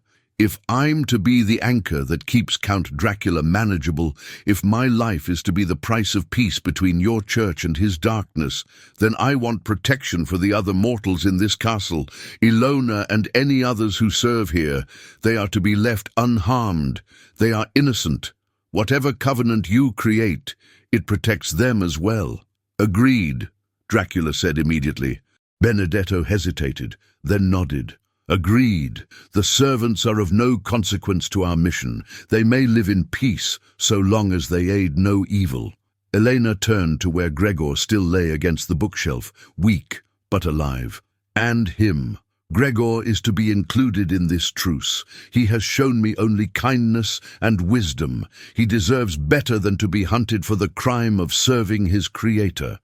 "Deem, the vampire scholar is legendary among our order," Father Matthias said, his voice still hoarse from the strangulation.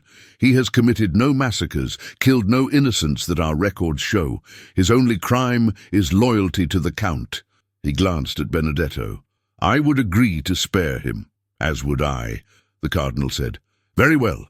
Gregor the scholar is included in the truce. Now," he pulled the leather-bound book from beneath his robes, "we will begin drafting the covenant immediately. Count Dracula, you will submit to binding rituals that will enforce your word. If you violate the terms, divine fire will consume you from within. Do you still agree?" "I do." Dracula looked at Elena, and something in his expression softened. "I would agree to far worse for her sake." As the hunters and the Count began discussing terms, magical bindings and territorial restrictions, limits on creating other vampires, prohibitions against harming innocents, Elena moved to Gregor's side and knelt beside him. "Thank you," she said softly, helping him sit up, "for trying to protect me, for telling me to fight." Gregor managed a weak smile. "I am a scholar, child. I observe patterns, record history, analyze causes and effects. But you made history tonight. You changed the pattern. 7 times you have died, and 7 times the cycle repeated. But tonight, you survived. You broke the curse by refusing to let them break you." He coughed, and she saw the silver bolt was still lodged in his chest. "The Count will need to remove this soon, or I will fade. But I wanted to tell you, I am proud to have witnessed this, proud to have played even a small part in helping you become who you were meant to be." "Who I was meant to be," Elena echoed. She glanced across the library to where Dracula stood arguing fine points of magical law with Cardinal Benedetto, where the monster and the man existed in the same form, neither wholly one nor the other. "I'm not sure I know what that is yet." "Then you have time to discover it," Gregor said. "For the first time in 500 years, you and the Count have time. Use it wisely." The negotiations continued through what remained of the night. By the time the perpetual twilight beyond the windows began to brighten incrementally towards something approximating dawn, a covenant had been drafted, debated, and finalized.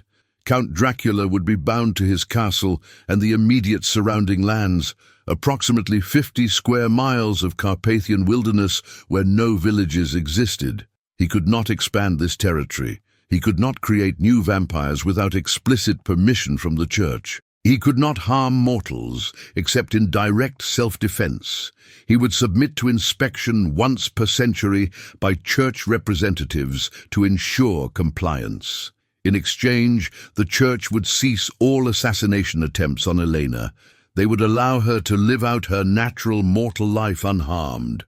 They would not interfere in the Count's domain so long as he abided by the Covenant's terms. And when Elena died, naturally in her time, they would permit her soul to seek rebirth without interference, though the Count would not be allowed to search for her or contact her in subsequent lives unless she came to him of her own volition. It was not perfect. It was not even truly fair, but it was survival. Dracula signed the covenant in his own blood, the ancient words binding themselves to his essence with invisible chains of divine magic. Elena felt the moment it took effect a ripple in the air, a sense of something fundamental shifting in the fabric of reality. The Count gasped, going to one knee as the binding settled into his undead flesh. But when he rose again, his expression was one of grim satisfaction. "It is done," he said. "We have peace." "For now," Cardinal Benedetto said, already moving toward the library door. "Remember, Count, we will be watching. One violation, and the treaty is void." He paused at the threshold. "And girl, Elena, I hope you understand what you have become. You are not merely his love, you are his leash. If he slips that leash, if he returns to his monstrous ways, it will be on your conscience as much as his." Then the hunters were gone, leaving behind only destruction and the lingering scent of holy water burning stone. Elena and Dracula stood in the ruined library, surrounded by scattered books and shattered furniture, and for a long moment, neither spoke. "I bound myself," Dracula said finally. "For 500 years, I have been free, limited only by my own power and will, and I have given that up, given up my freedom for you." Elena moved to stand before him, lifting her hand to his cold cheek. "You gave up your freedom for peace, for the chance at something resembling a life, for both of us. Look, do you think we can do this?" he asked, and his voice carried a vulnerability she had never heard before. "You are mortal. You will age, sicken, die, and I will remain as I am, unchanging, trapped in this castle for eternity. Can you accept that? Can you accept a life bound to a monster in a cage?" Elena thought of the 7 lives she had lived and lost. of the brief, stolen moments with this man-turned-creature across centuries, of the dreams that had haunted her since childhood, dreams of a love that transcended death itself. "I don't know," she admitted honestly. "I remember loving you when you were Vlad, but you're not him anymore. You're something else. And she paused, considering her words carefully. "I am something else too. I'm not Elisabeta. I'm Elena, with memories of Elisabeta and 6 other women layered inside me like Russian dolls. We are not who we were 500 years ago." "Then perhaps," Dracula said slowly, "we can learn to love who we are now, not as echoes of the past, but as the people we have become through suffering and loss and this impossible, terrible journey." Elena smiled, and it was genuine despite the exhaustion dragging at her bones. "Perhaps, but we have time now, however much time my mortality allows. Let's not waste it trying to recreate what was. Let's see what we can build from what is." Dracula's expression softened into something almost human. "Almost. Time," he repeated. "After 500 years of searching, we finally have time." He drew her close again, and she let him, resting her head against his chest where no heart beat, listening to the silence that defined his existence. It should have been frightening, this intimacy with death made animate, but instead, it felt like something she had searched for all her life without knowing. It felt like coming home. In the corner of the library, Gregor watched them embrace, a faint smile on his ancient features, despite the silver poison still burning in his chest. He had lived 600 years, had witnessed empires rise and fall, had catalogued the rise and fall of thousands of mortals and immortals alike. But this, he thought, as the Count finally reached down to gently remove the bolt from his chest, this was something worth recording. This was history unfolding in a new direction, a pattern breaking, a curse lifting. This was hope, even in a castle wrapped in eternal twilight, even in the arms of a monster, even in the shadow of death that always waited. Hope remained, and sometimes that was enough. 3 months passed in Castle Dracula like a dream suspended between waking and sleep. Elena learned the rhythms of a place where time moved differently, where day and night blurred into an endless twilight, punctuated only by the castle's ancient routines. She walked corridors that had witnessed 5 centuries of history, studied texts in languages. She slowly began to understand and gradually, carefully, learned what it meant to exist beside a creature who was both man and monster. The other vampires kept their distance. Lady Carmilla watched from shadows with barely concealed hatred, but the covenant bound her as surely as it bound the Count. Victor sneered and made cutting remarks when their paths crossed, but he never approached too closely, never threatened. The Count's protection and his warning held. Gregor became her teacher and gradually her friend. He showed her the vast library's secrets, taught her the history of the supernatural world, explained the delicate balance between human and immortal realms. In his patient, scholarly way, he helped her integrate the memories of 7 lifetimes into one coherent identity. "You are all of them," he told her one evening, as they sat surrounded by books documenting reincarnation phenomena. Elisabeta, Maria, Catherine, Isabella, and all the others. "But you are also uniquely Elena, the sum of all those experiences filtered through this life's perspective. Do not try to choose one identity over another. Accept that you are multiple truths existing simultaneously." And Dracula, Vlad, as she sometimes called him when they were alone, he was the most complex puzzle of all. During the day, or what passed for day in the castle's eternal dusk, he was often absent, attending to matters she did not fully understand. Maintaining his territory, managing the handful of vampires bound to him, ensuring the Covenant's terms were met. But in the evenings, he would find her, in the library, or the castle's overgrown gardens where moonlight flowers bloomed in defiance of the perpetual gloom, or in the music room, where a piano older than most nations waited. He courted her, she realized. Not with the desperate urgency of a man trying to reclaim a lost love, but with the careful patience of someone learning to love anew. He brought her books he thought she might enjoy.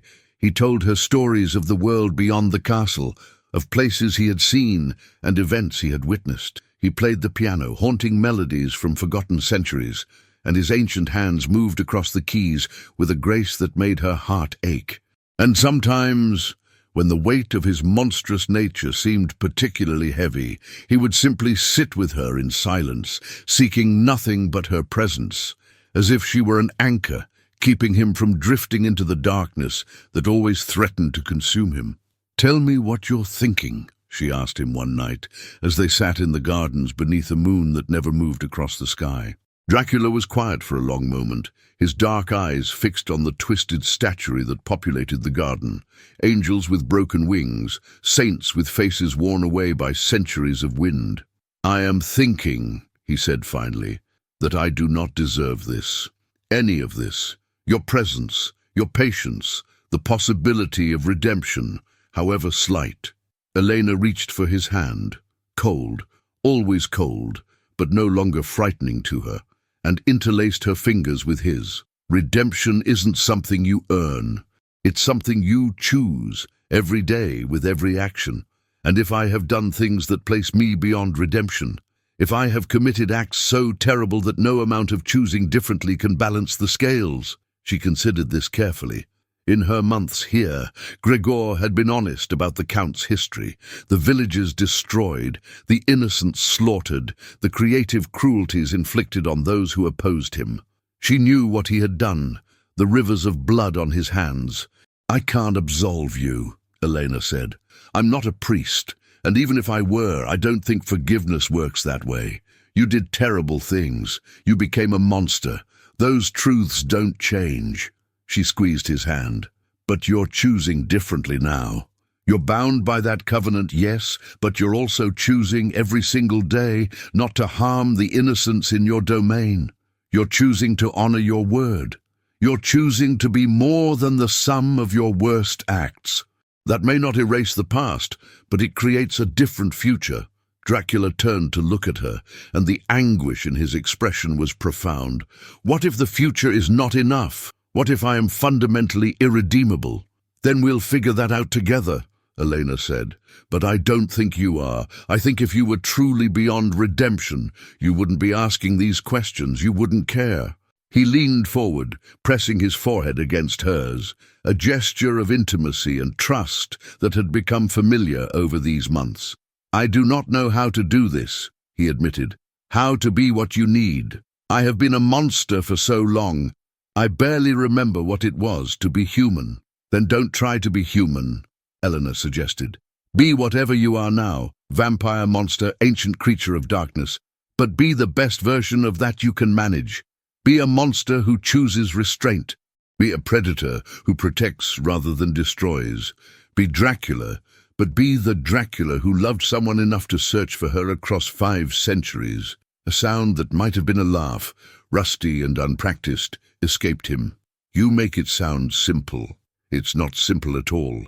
It's probably the hardest thing you'll ever do. But," she pulled back enough to meet his eyes, "but I think you can do it. I think that's what these 3 months have proven. You're capable of more than darkness." What she didn't say, what she'd been carefully avoiding thinking about, was the question that haunted her increasingly as the days passed. What happens next? She was mortal. She would age. In a few decades at most, she would die, and the Count would be left alone again, bound to his castle, imprisoned by the covenant he had accepted to save her. And then what? Would he descend into madness again? Would the cycle repeat with her next incarnation, assuming the Church kept its word? And more immediately, could she truly live the rest of her mortal life here in this twilight prison, surrounded by vampires who resented her presence, bound to a creature who could never truly be what she needed? The doubts crept in during the long hours when she was alone, when the weight of her strange existence pressed down on her like the castle's stone walls. She had given up any possibility of a normal life. She would never marry in the conventional sense, never have children, never grow old, surrounded by family and friends in sunlight. She had chosen a Gothic prison and an immortal monster over the ordinary happiness most mortals took for granted. Was love, even love that transcended death, worth that sacrifice? She didn't have an answer. Not yet. The turning point came on a night when Elena woke from a nightmare, gasping and drenched in sweat. She had dreamed of the tower, Elisabeta's tower, and the moment of jumping. But this time, in the dream, she had looked down as she fell and seen all 7 of her deaths superimposed below her: fever, broken neck, murder, car crash, and more. An endless series of endings, stretching into infinity. She sat up in bed, her heart hammering, and knew she couldn't bear another moment trapped in her chambers. She dressed quickly and left her room, wandering the castle's corridors with no destination in mind. Her feet carried her through familiar passages and then into sections she had not yet explored. Older wings, forgotten rooms, places where dust lay thick on ancient furniture, and portraits of long-dead nobles watched with fading eyes. Eventually, she found herself climbing a spiral staircase, narrow and steep, that seemed to ascend forever. When she finally emerged, breathless and trembling, she realized where she was. A tower room, circular, open to the perpetual twilight sky through windows that had lost their glass centuries ago. The wind howled through those openings, cold and mournful, carrying the scent of mountain snow. This was a tower exactly like the one Elisabeta had jumped from. Perhaps even the same tower, preserved through 500 years as a monument to loss. Elena moved to one of the empty windows, looking out at the drop below. So far, so final. She understood now, with the integration of Elisabeta's memories, what had driven her previous self to that edge. The grief, the certainty that the man she loved was dead. The unbearable weight of continuing to exist in a world that no longer made sense. I wondered when you would find this place. She turned to find Dracula standing at the top of the stairs, his expression carefully neutral. How long have you been following me? Since you left your chambers. I heard you scream in your sleep. He approached slowly, as if afraid sudden movement might startle her. This is the tower, isn't it? Where Elisabeta, where I jumped, Elena finished. Yes, I recognized it from her memories. She turned back to the window, to the lethal drop beyond. Did you keep it like this, deliberately, as some kind of memorial? No. His voice was rough. I kept it like this because I could not bear to repair it. To make it beautiful again would be to erase what happened here, to pretend it could be anything other than the place where I lost everything. Elena was silent, listening to the wind's mournful song. Finally, she said, I understand why she did it. Elisabeta, in that moment, believing you were dead, the pain was so total, so consuming, that death seemed like the only escape. It made sense. Terrible, tragic sense. She felt Dracula tense behind her. Elena, if you are considering— I'm not, she interrupted, turning to face him. That's not why I came here. I came because I needed to confront this place, to stand where she stood and prove to myself that I could make a different choice. She stepped away from the window, moving toward him. I'm not Elisabeta. I carry her memories, her love, her pain, but I am not her, and I refuse to let her tragedy define my ending. Relief flooded Dracula's features, so profound it was almost painful to witness. Thank you, he whispered. Thank you for choosing to live. But I need to ask you something, Elena continued, her voice steady despite the fear coiling in her stomach. And I need you to answer honestly, even if the answer is difficult. He nodded, wariness creeping into his expression. Anything. What happens when I die? The question hung in the air between them like a blade. Not if, when. I'm mortal, Vlad. In 40, maybe 50 years, if I'm lucky, I will die. Of old age, of illness, of simple human fragility, and you will be here, unchanged, trapped by that covenant for eternity. What happens then? What happens to you? Dracula was silent for a long, terrible moment. When he spoke, his voice was hollow. I do not know. I try not to think about it, because when I do, I feel the darkness calling to me, promising that if I let go, if I embrace what I am fully, the pain will be easier to bear. He met her eyes. But I will not do that. I have given my word. I have signed a covenant in blood, and more than that, I will honor your life by honoring the restraint it has taught me, even after you are gone. But you'll be alone, Elena said, tears beginning to stream down her face. For eternity.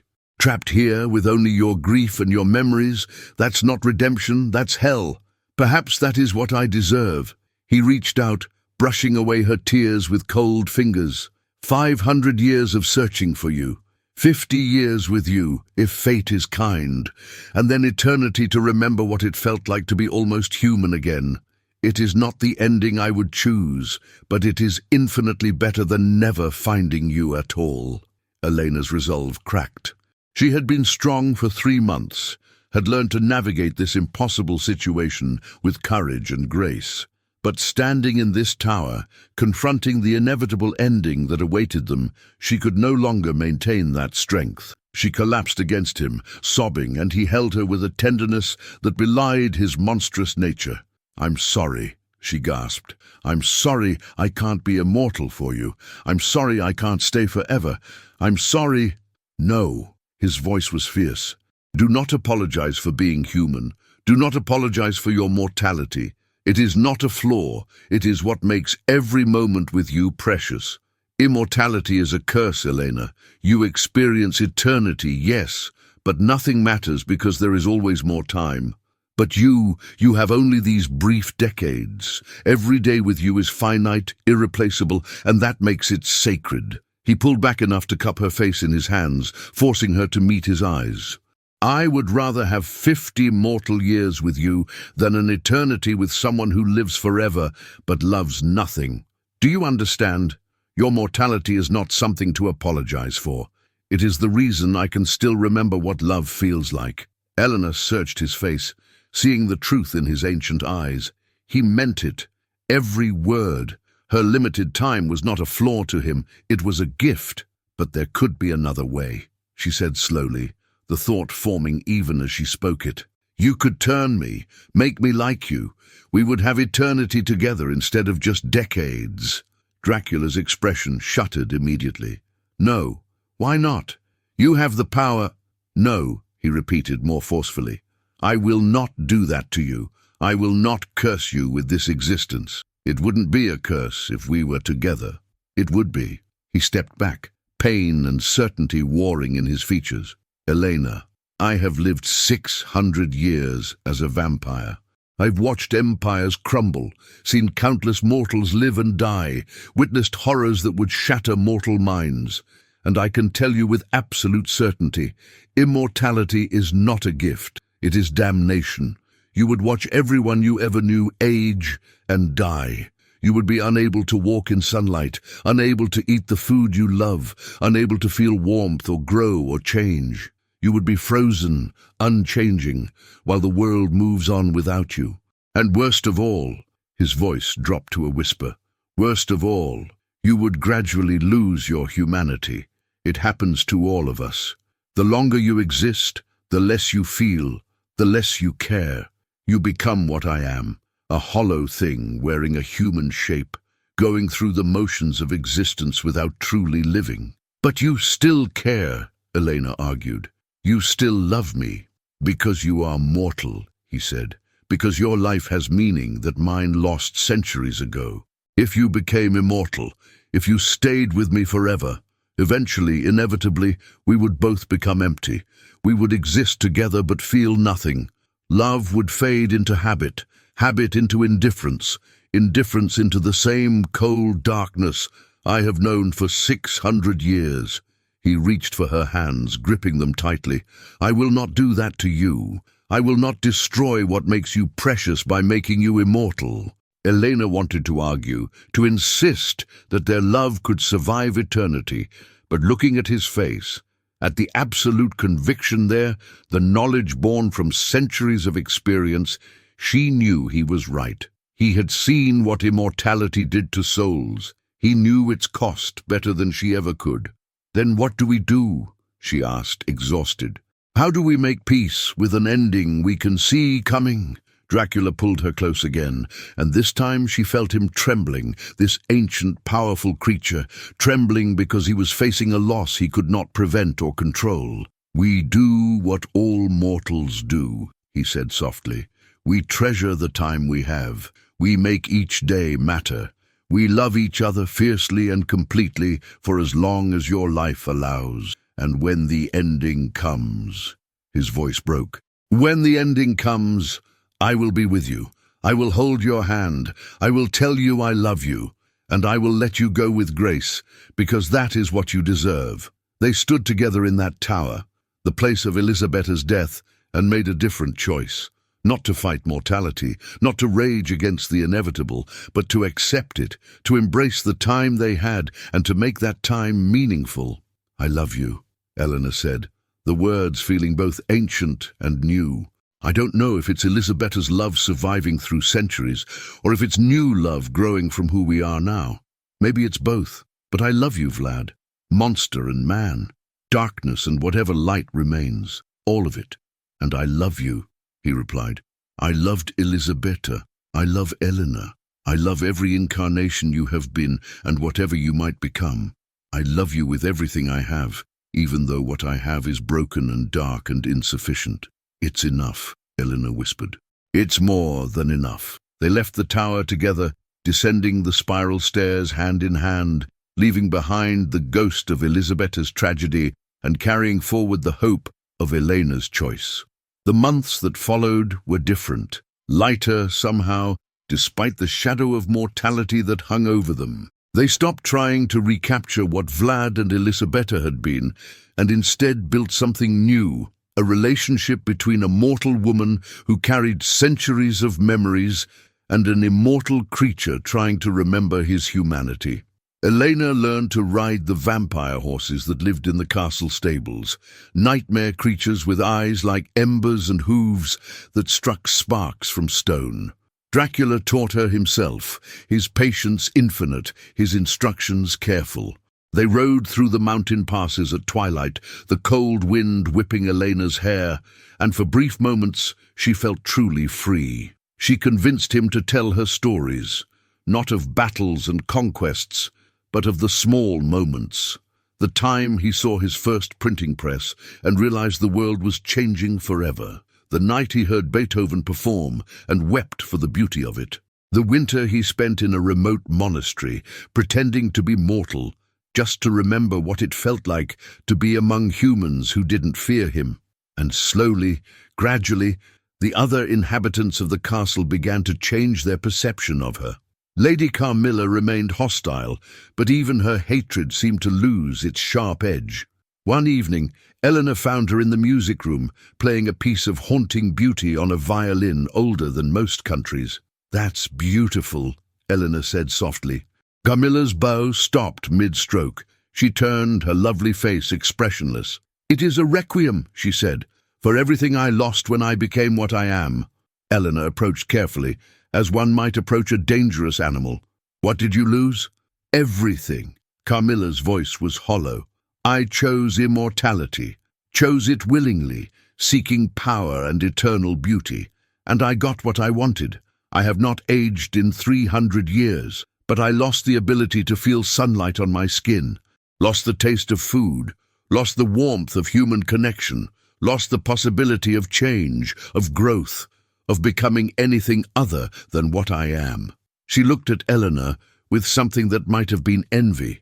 "You could have what I wanted, eternity with the Count, and you are refusing it, choosing to die instead. I cannot understand that." "I'm not choosing to die," Elena corrected gently. "I'm choosing to live, fully, humanly, for however long I have. That's not the same thing." Carmilla turned back to her violin, drawing the bow across the strings in a cascade of melancholy notes. "Perhaps," she said quietly, "or perhaps you simply understand something I never did, that some things are only precious because they end." She played again, and this time the music was not a requiem. It was something else, something that sounded almost like hope. Even Victor softened, though his pride would never allow him to admit it. He stopped making cutting remarks when Elena passed. Once, He even nodded to her, a gesture of acknowledgement, if not respect. "You are changing us," Gregor observed one evening as they sat in the library, surrounded by books as always. "The castle feels different, less like a tomb, more like a home." "I'm not doing anything special," Elena protested. "You are existing," Gregor said. "Existing as a mortal, with mortal joys and sorrows and limitations. And that existence reminds us, the Count, Carmilla, Victor, even myself, of what we lost when we became undead. It is uncomfortable, that reminder, but it is also necessary. We had forgotten what it means to be alive. You are teaching us again." "What will happen to all of you when I'm gone?" Elena asked, voicing a fear she had not yet spoken aloud. Gregor was quiet for a long moment. "I do not know," he admitted, "but I hope that the lessons will remain. That having been reminded of what it means to be human, we will carry that knowledge forward, even after you are gone. We will not forget. That is the gift you are giving us, child. Memory of what matters." 2 years passed, then 5, then 10. Elena aged slowly, gracefully, her youth giving way to a mature beauty that Dracula seemed to find even more captivating than her younger self. Her hair began to show threads of silver. Fine lines appeared around her eyes, laugh lines, earned through joy rather than sorrow. She taught herself to read Latin and ancient Greek, devouring the library's contents with Gregor's patient guidance.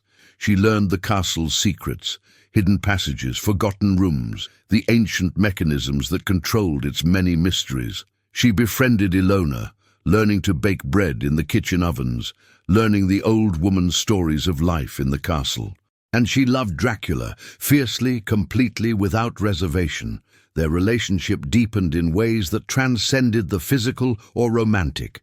They became partners, companions, two souls existing in tandem despite the fundamental differences between them. He relied on her judgment, sought her counsel, trusted her with the vulnerabilities he showed no one else. And she relied on his strength, his centuries of experience, his unwavering devotion. They were not perfect. They argued sometimes about his past, about her mortality, about the limitations the covenant placed on their existence. But they always reconciled, always chose each other again, always remembered what they were fighting for. Time, precious, irreplaceable time together. 20 years after Eleanor's arrival, on a night when snow fell silently over the Carpathian peaks, she woke in the middle of the night to find Dracula sitting at the window of their shared chambers, staring out at the darkness. "Can't sleep?" she asked, though she knew vampires didn't sleep in any conventional sense. He turned to look at her, and the expression on his face made her breath catch. Anguish, acceptance, love so profound it was almost unbearable. "I was thinking," he said quietly, "that 20 years ago tonight you arrived at this castle. A frightened mortal woman, mocked by my followers, uncertain of who you were or why you had come. And now," he gestured at the room around them, at the life they had built. "Now you are the heart of this place, the soul that gives it meaning." Eleanor rose from the bed and moved to sit beside him, her body still warm from sleep, his cold even after centuries of existence. 20 years, she said wonderingly. "It feels like both forever and no time at all." "That is the nature of mortality," Dracula said. "Every moment is precious because there are only so many. Unlike eternity, which stretches endlessly and makes every moment meaningless." They sat in comfortable silence for a while, watching the snow fall. Finally, Eleanor said, "I need to tell you something, and I need you to listen without interrupting." He tensed, but nodded. "I'm 43 years old," Elena began. "By mortal standards, I'm past the middle of my expected lifespan. I might have 20 or 30 years left if I'm lucky, but more likely I have less than that." She took his cold hand in her warm one. "I don't regret coming here. I don't regret staying. These 20 years have been the happiest of any life I can remember, including my life as Elisabeta. You have given me something I never expected to find. A home. A purpose, a love that transcends the ordinary boundaries of human existence." She paused, gathering courage for what came next. but I need you to promise me something. When my time comes, and it will come, probably sooner than either of us wants, I need you to let me go. Don't try to turn me at the last moment. Don't try to bind my soul here. Just let me die naturally with dignity, and let my soul move on to whatever comes next. Elena, please, she interrupted. I know you could keep me here. I know you have the power to transform me, or to trap my soul in this place through necromancy or dark magic. But I'm asking you not to. I'm asking you to honor my choice, even though it will hurt you. Can you do that? Dracula's expression was torn with anguish, but after a long, terrible moment, he nodded. I can. I will. Though it will destroy me to do so, I will honor your wish. I will let you go when your time comes. Thank you. Eleanor leaned against him, feeling the cold of his body through her nightgown, and found it comforting rather than frightening. I love you, in this life and all the others. But I need you to understand. I'm not Elisabeta waiting to be reclaimed. I'm Elena, making my own choices, living my own life, and I choose to live it fully, even if that means it ends. I understand, he said, wrapping his arms around her, and I love you for it, for your courage, for your refusal to compromise your humanity, even for the promise of immortality. You are stronger than I ever was. Deem, they stayed that way until dawn, or what passed for dawn in the castle's perpetual twilight, and when they finally moved apart, something had been settled between them, an agreement made, a future acknowledged. However much time remained, they would face it together, and when it ended, they would face that with grace as well. 5 more years passed, then 10, then 15. Elena's hair turned fully silver. Her face, once smooth, became lined with the map of a life well lived. Her body, once strong, began to fail in small ways, joints that ached, breath that came harder, a tiredness that sleep could not cure. She was dying, slowly, gradually, but unmistakably. And through it all, Dracula remained at her side, patient, devoted, suffering in silence as he watched mortality claim the only thing he had ever truly loved. On what would be her final night, though neither of them knew it at the time, Elena asked Dracula to take her to the gardens one last time. He carried her, her body too weak now to make the journey on her own, and settled her carefully on a bench beneath the moonflowers that had become her favorite. "Tell me a story," she said, her voice thin but steady, "something I haven't heard before." Dracula thought for a moment, then began. 600 years ago, when I was newly transformed into this creature, I met an old vampire who had existed for over 1,000 years. I asked him if he had any regrets. Do you know what he said? What? Eleanor asked. He said his only regret was that he had forgotten how to feel regret, that immortality had eroded his capacity for emotion until he was nothing but hunger wrapped in human shape. He told me that the curse of vampirism was not the need for blood or the inability to walk in sunlight. It was the slow death of everything that made existence meaningful. Dracula's voice was soft, reflective. For 600 years, I thought he was right. I felt myself becoming exactly what he described, hollow, empty, going through the motions of existence without truly living. But then I found you, again and again across 7 lifetimes. And each time I found you, I remembered what it felt like to care about something beyond survival, to fear loss, to hope for joy, to feel. He looked down at her, his ancient eyes shining with tears he could no longer shed. You saved me, Elena, not from damnation. I am long past that. But from meaninglessness, from becoming the empty thing that old vampire warned me about. For these 35 years, I have been more than a monster. I have been someone who loves, and that is a gift beyond price.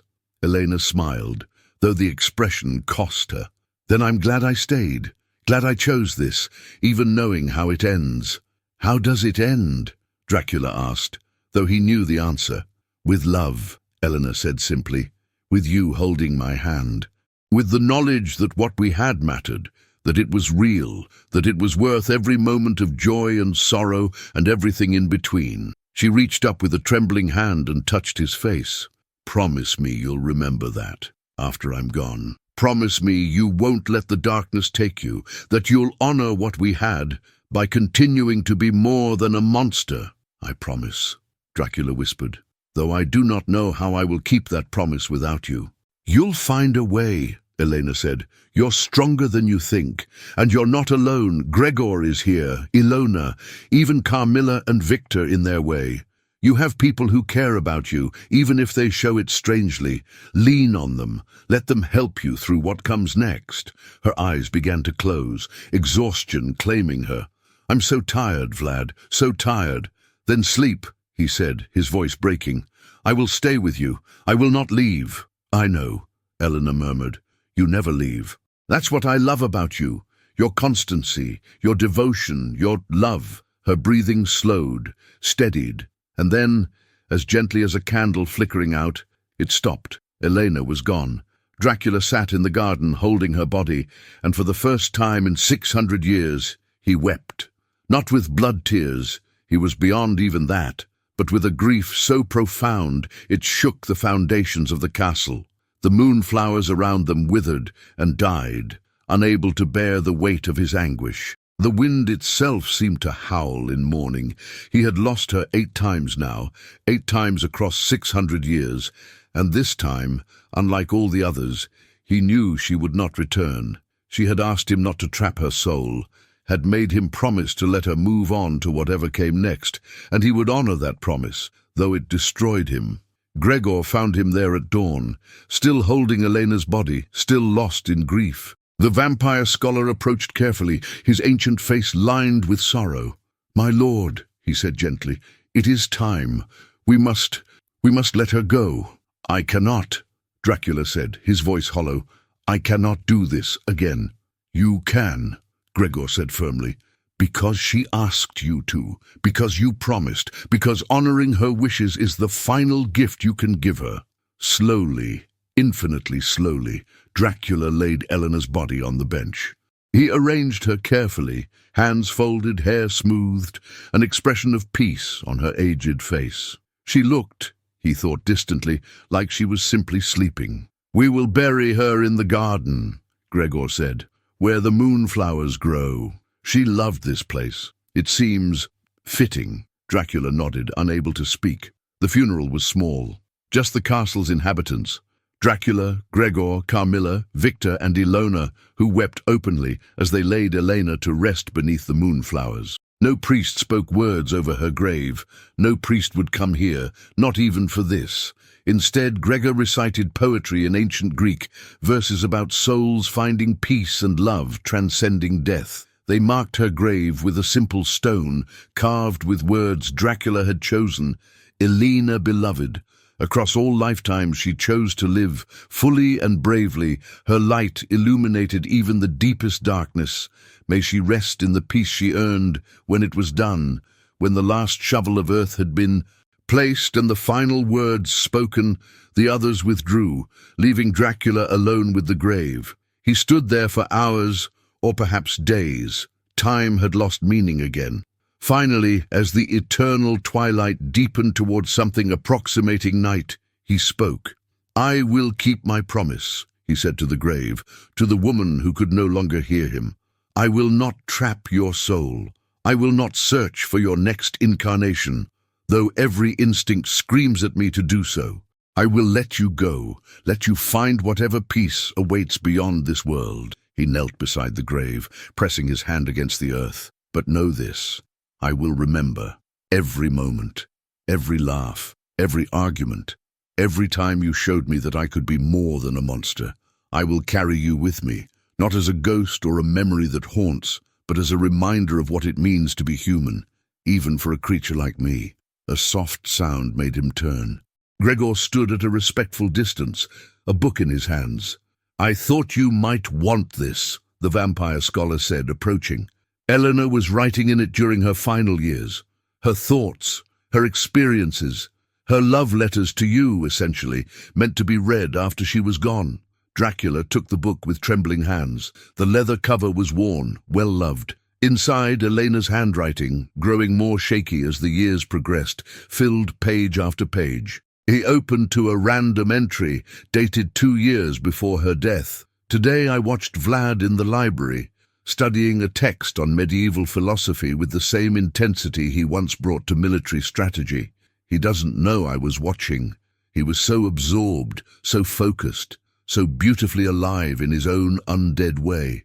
And I thought, this is what redemption looks like. Not grand gestures or divine forgiveness, but small choices made every day to be better than the monster you could become.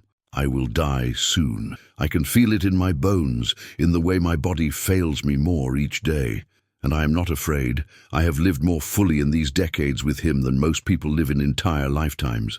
I have loved and been loved by a creature who has walked the earth for 6 centuries. I have made a home in a castle of darkness and found light there. If anyone reads this after I'm gone, Vlad, most likely, or dear Gregor, know this. I regret nothing. Not the choice to stay, not the sacrifice of a normal life, not the pain I know my death will cause. Because love, real love, the kind that transcends death and time and the boundaries between mortal and immortal, that love is worth any price. I choose it. I choose him. I choose all of it again and again, across every lifetime I have lived, and whatever lifetimes may come. Dracula closed the book, holding it against his chest, and finally, he felt something beyond grief. Gratitude. For the time they'd had, for the choices she'd made, for the love she'd given so freely, despite knowing how it would end. She saved me, he said to Gregor. Again. She saved all of us, Gregor replied, by reminding us what it means to be more than monsters, by showing us that even creatures damned beyond redemption can still choose to be better. That is her legacy, my lord. Not just the love you shared, but the change she inspired in all who knew her. Dracula rose, the book still clutched in his hands, and looked out over the castle and the wilderness beyond.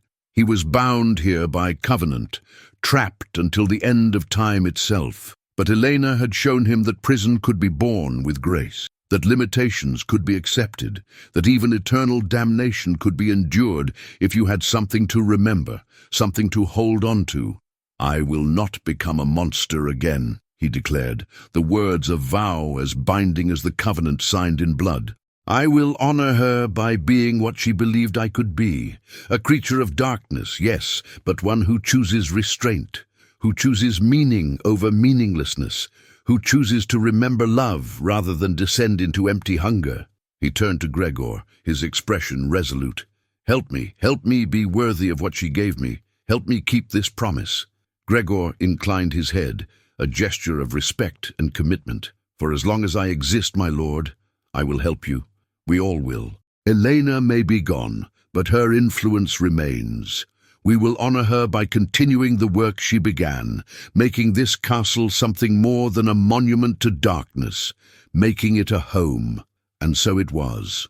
In the years that followed Elena's death, Castle Dracula changed. The perpetual twilight remained, the covenant held, but something fundamental had shifted. The Count did not rage or descend into madness. Instead, he mourned with dignity, tended Elena's grave daily, and slowly began to open the castle to the few mortals who wandered into his territory, not as prey, but as guests. He became what Elena had believed he could be, a monster who chose to be more than his nature demanded. Not redeemed, he was beyond that, but transformed by the memory of love into something that approached humanity again. Lady Carmilla, witnessing this transformation, finally understood what she had sought for 3 centuries. Not the Count's love, she would never have that, but purpose, meaning. She began to travel, to seek out other vampires who had lost their way, and to teach them what Elena had taught her, that immortality need not mean emptiness. Victor, proud and vicious, nevertheless found himself changed as well. He began to question the casual cruelties he had always indulged in, began to wonder if there might be something more to existence than power and dominance. He never became kind, that was not in his nature, but he became thoughtful, measured, less of a beast, more of a person, and Gregor continued his scholarship, but now with a new focus, documenting Elena's life, her choices, her impact. He created a book, a true masterwork that told her story across 8 lifetimes. A story of love that transcended death, of choices that mattered, of a mortal woman who had changed immortal creatures simply by refusing to accept that they were beyond hope. The Church, true to its covenant, left Castle Dracula alone. Cardinal Benedetto, in his final years before death, was heard to remark that perhaps they had been wrong, that Elena's life had proven vampires could be contained not through death and fear, but through love and purpose. And Count Dracula, bound to his castle until the end of time, found that the prison was bearable, because he had memories, because he had purpose, because a mortal woman had loved him enough to show him that even monsters could choose light. On the anniversary of Elena's death every year, the moonflowers in the garden bloomed brighter than usual, as if touched by something beyond natural explanation. And sometimes, when Dracula knelt at her grave in the still hours of the twilight, he could swear he felt her presence, not haunting him, not trapped, but simply visiting, reminding him of his promise, encouraging him to continue. "I keep my promise," he would whisper to the grave. "Every day I choose to be more than I was. Every day I honor what you gave me. Every day I remember that love, real love, is worth any price." And in the silence that followed, in the gentle swaying of the moonflowers and the soft whisper of wind through the Carpathian peaks, it almost seemed like Elena was answering, "I know, I'm proud of you. Keep going." And he did. For centuries after, long after everyone who had known Elena personally had passed into whatever awaited them beyond death, Count Dracula remained, bound, diminished, but not broken, not empty, because he had been loved by a mortal woman who had chosen him across 8 lifetimes, and that love, that choice, had transformed him into something that could endure even eternal darkness. Not a man, not quite a monster, but something in between, something that remembered what it meant to be human and honored that memory with every choice, every action, every moment of his endless existence. That was Elena's true gift to him, not her presence, which was finite and precious, but her legacy, which was eternal, the knowledge that even in darkness, light could exist, even in damnation, love could endure, even in death, life could matter. And that was enough. It had to be enough. It was more than enough. It was everything. The end.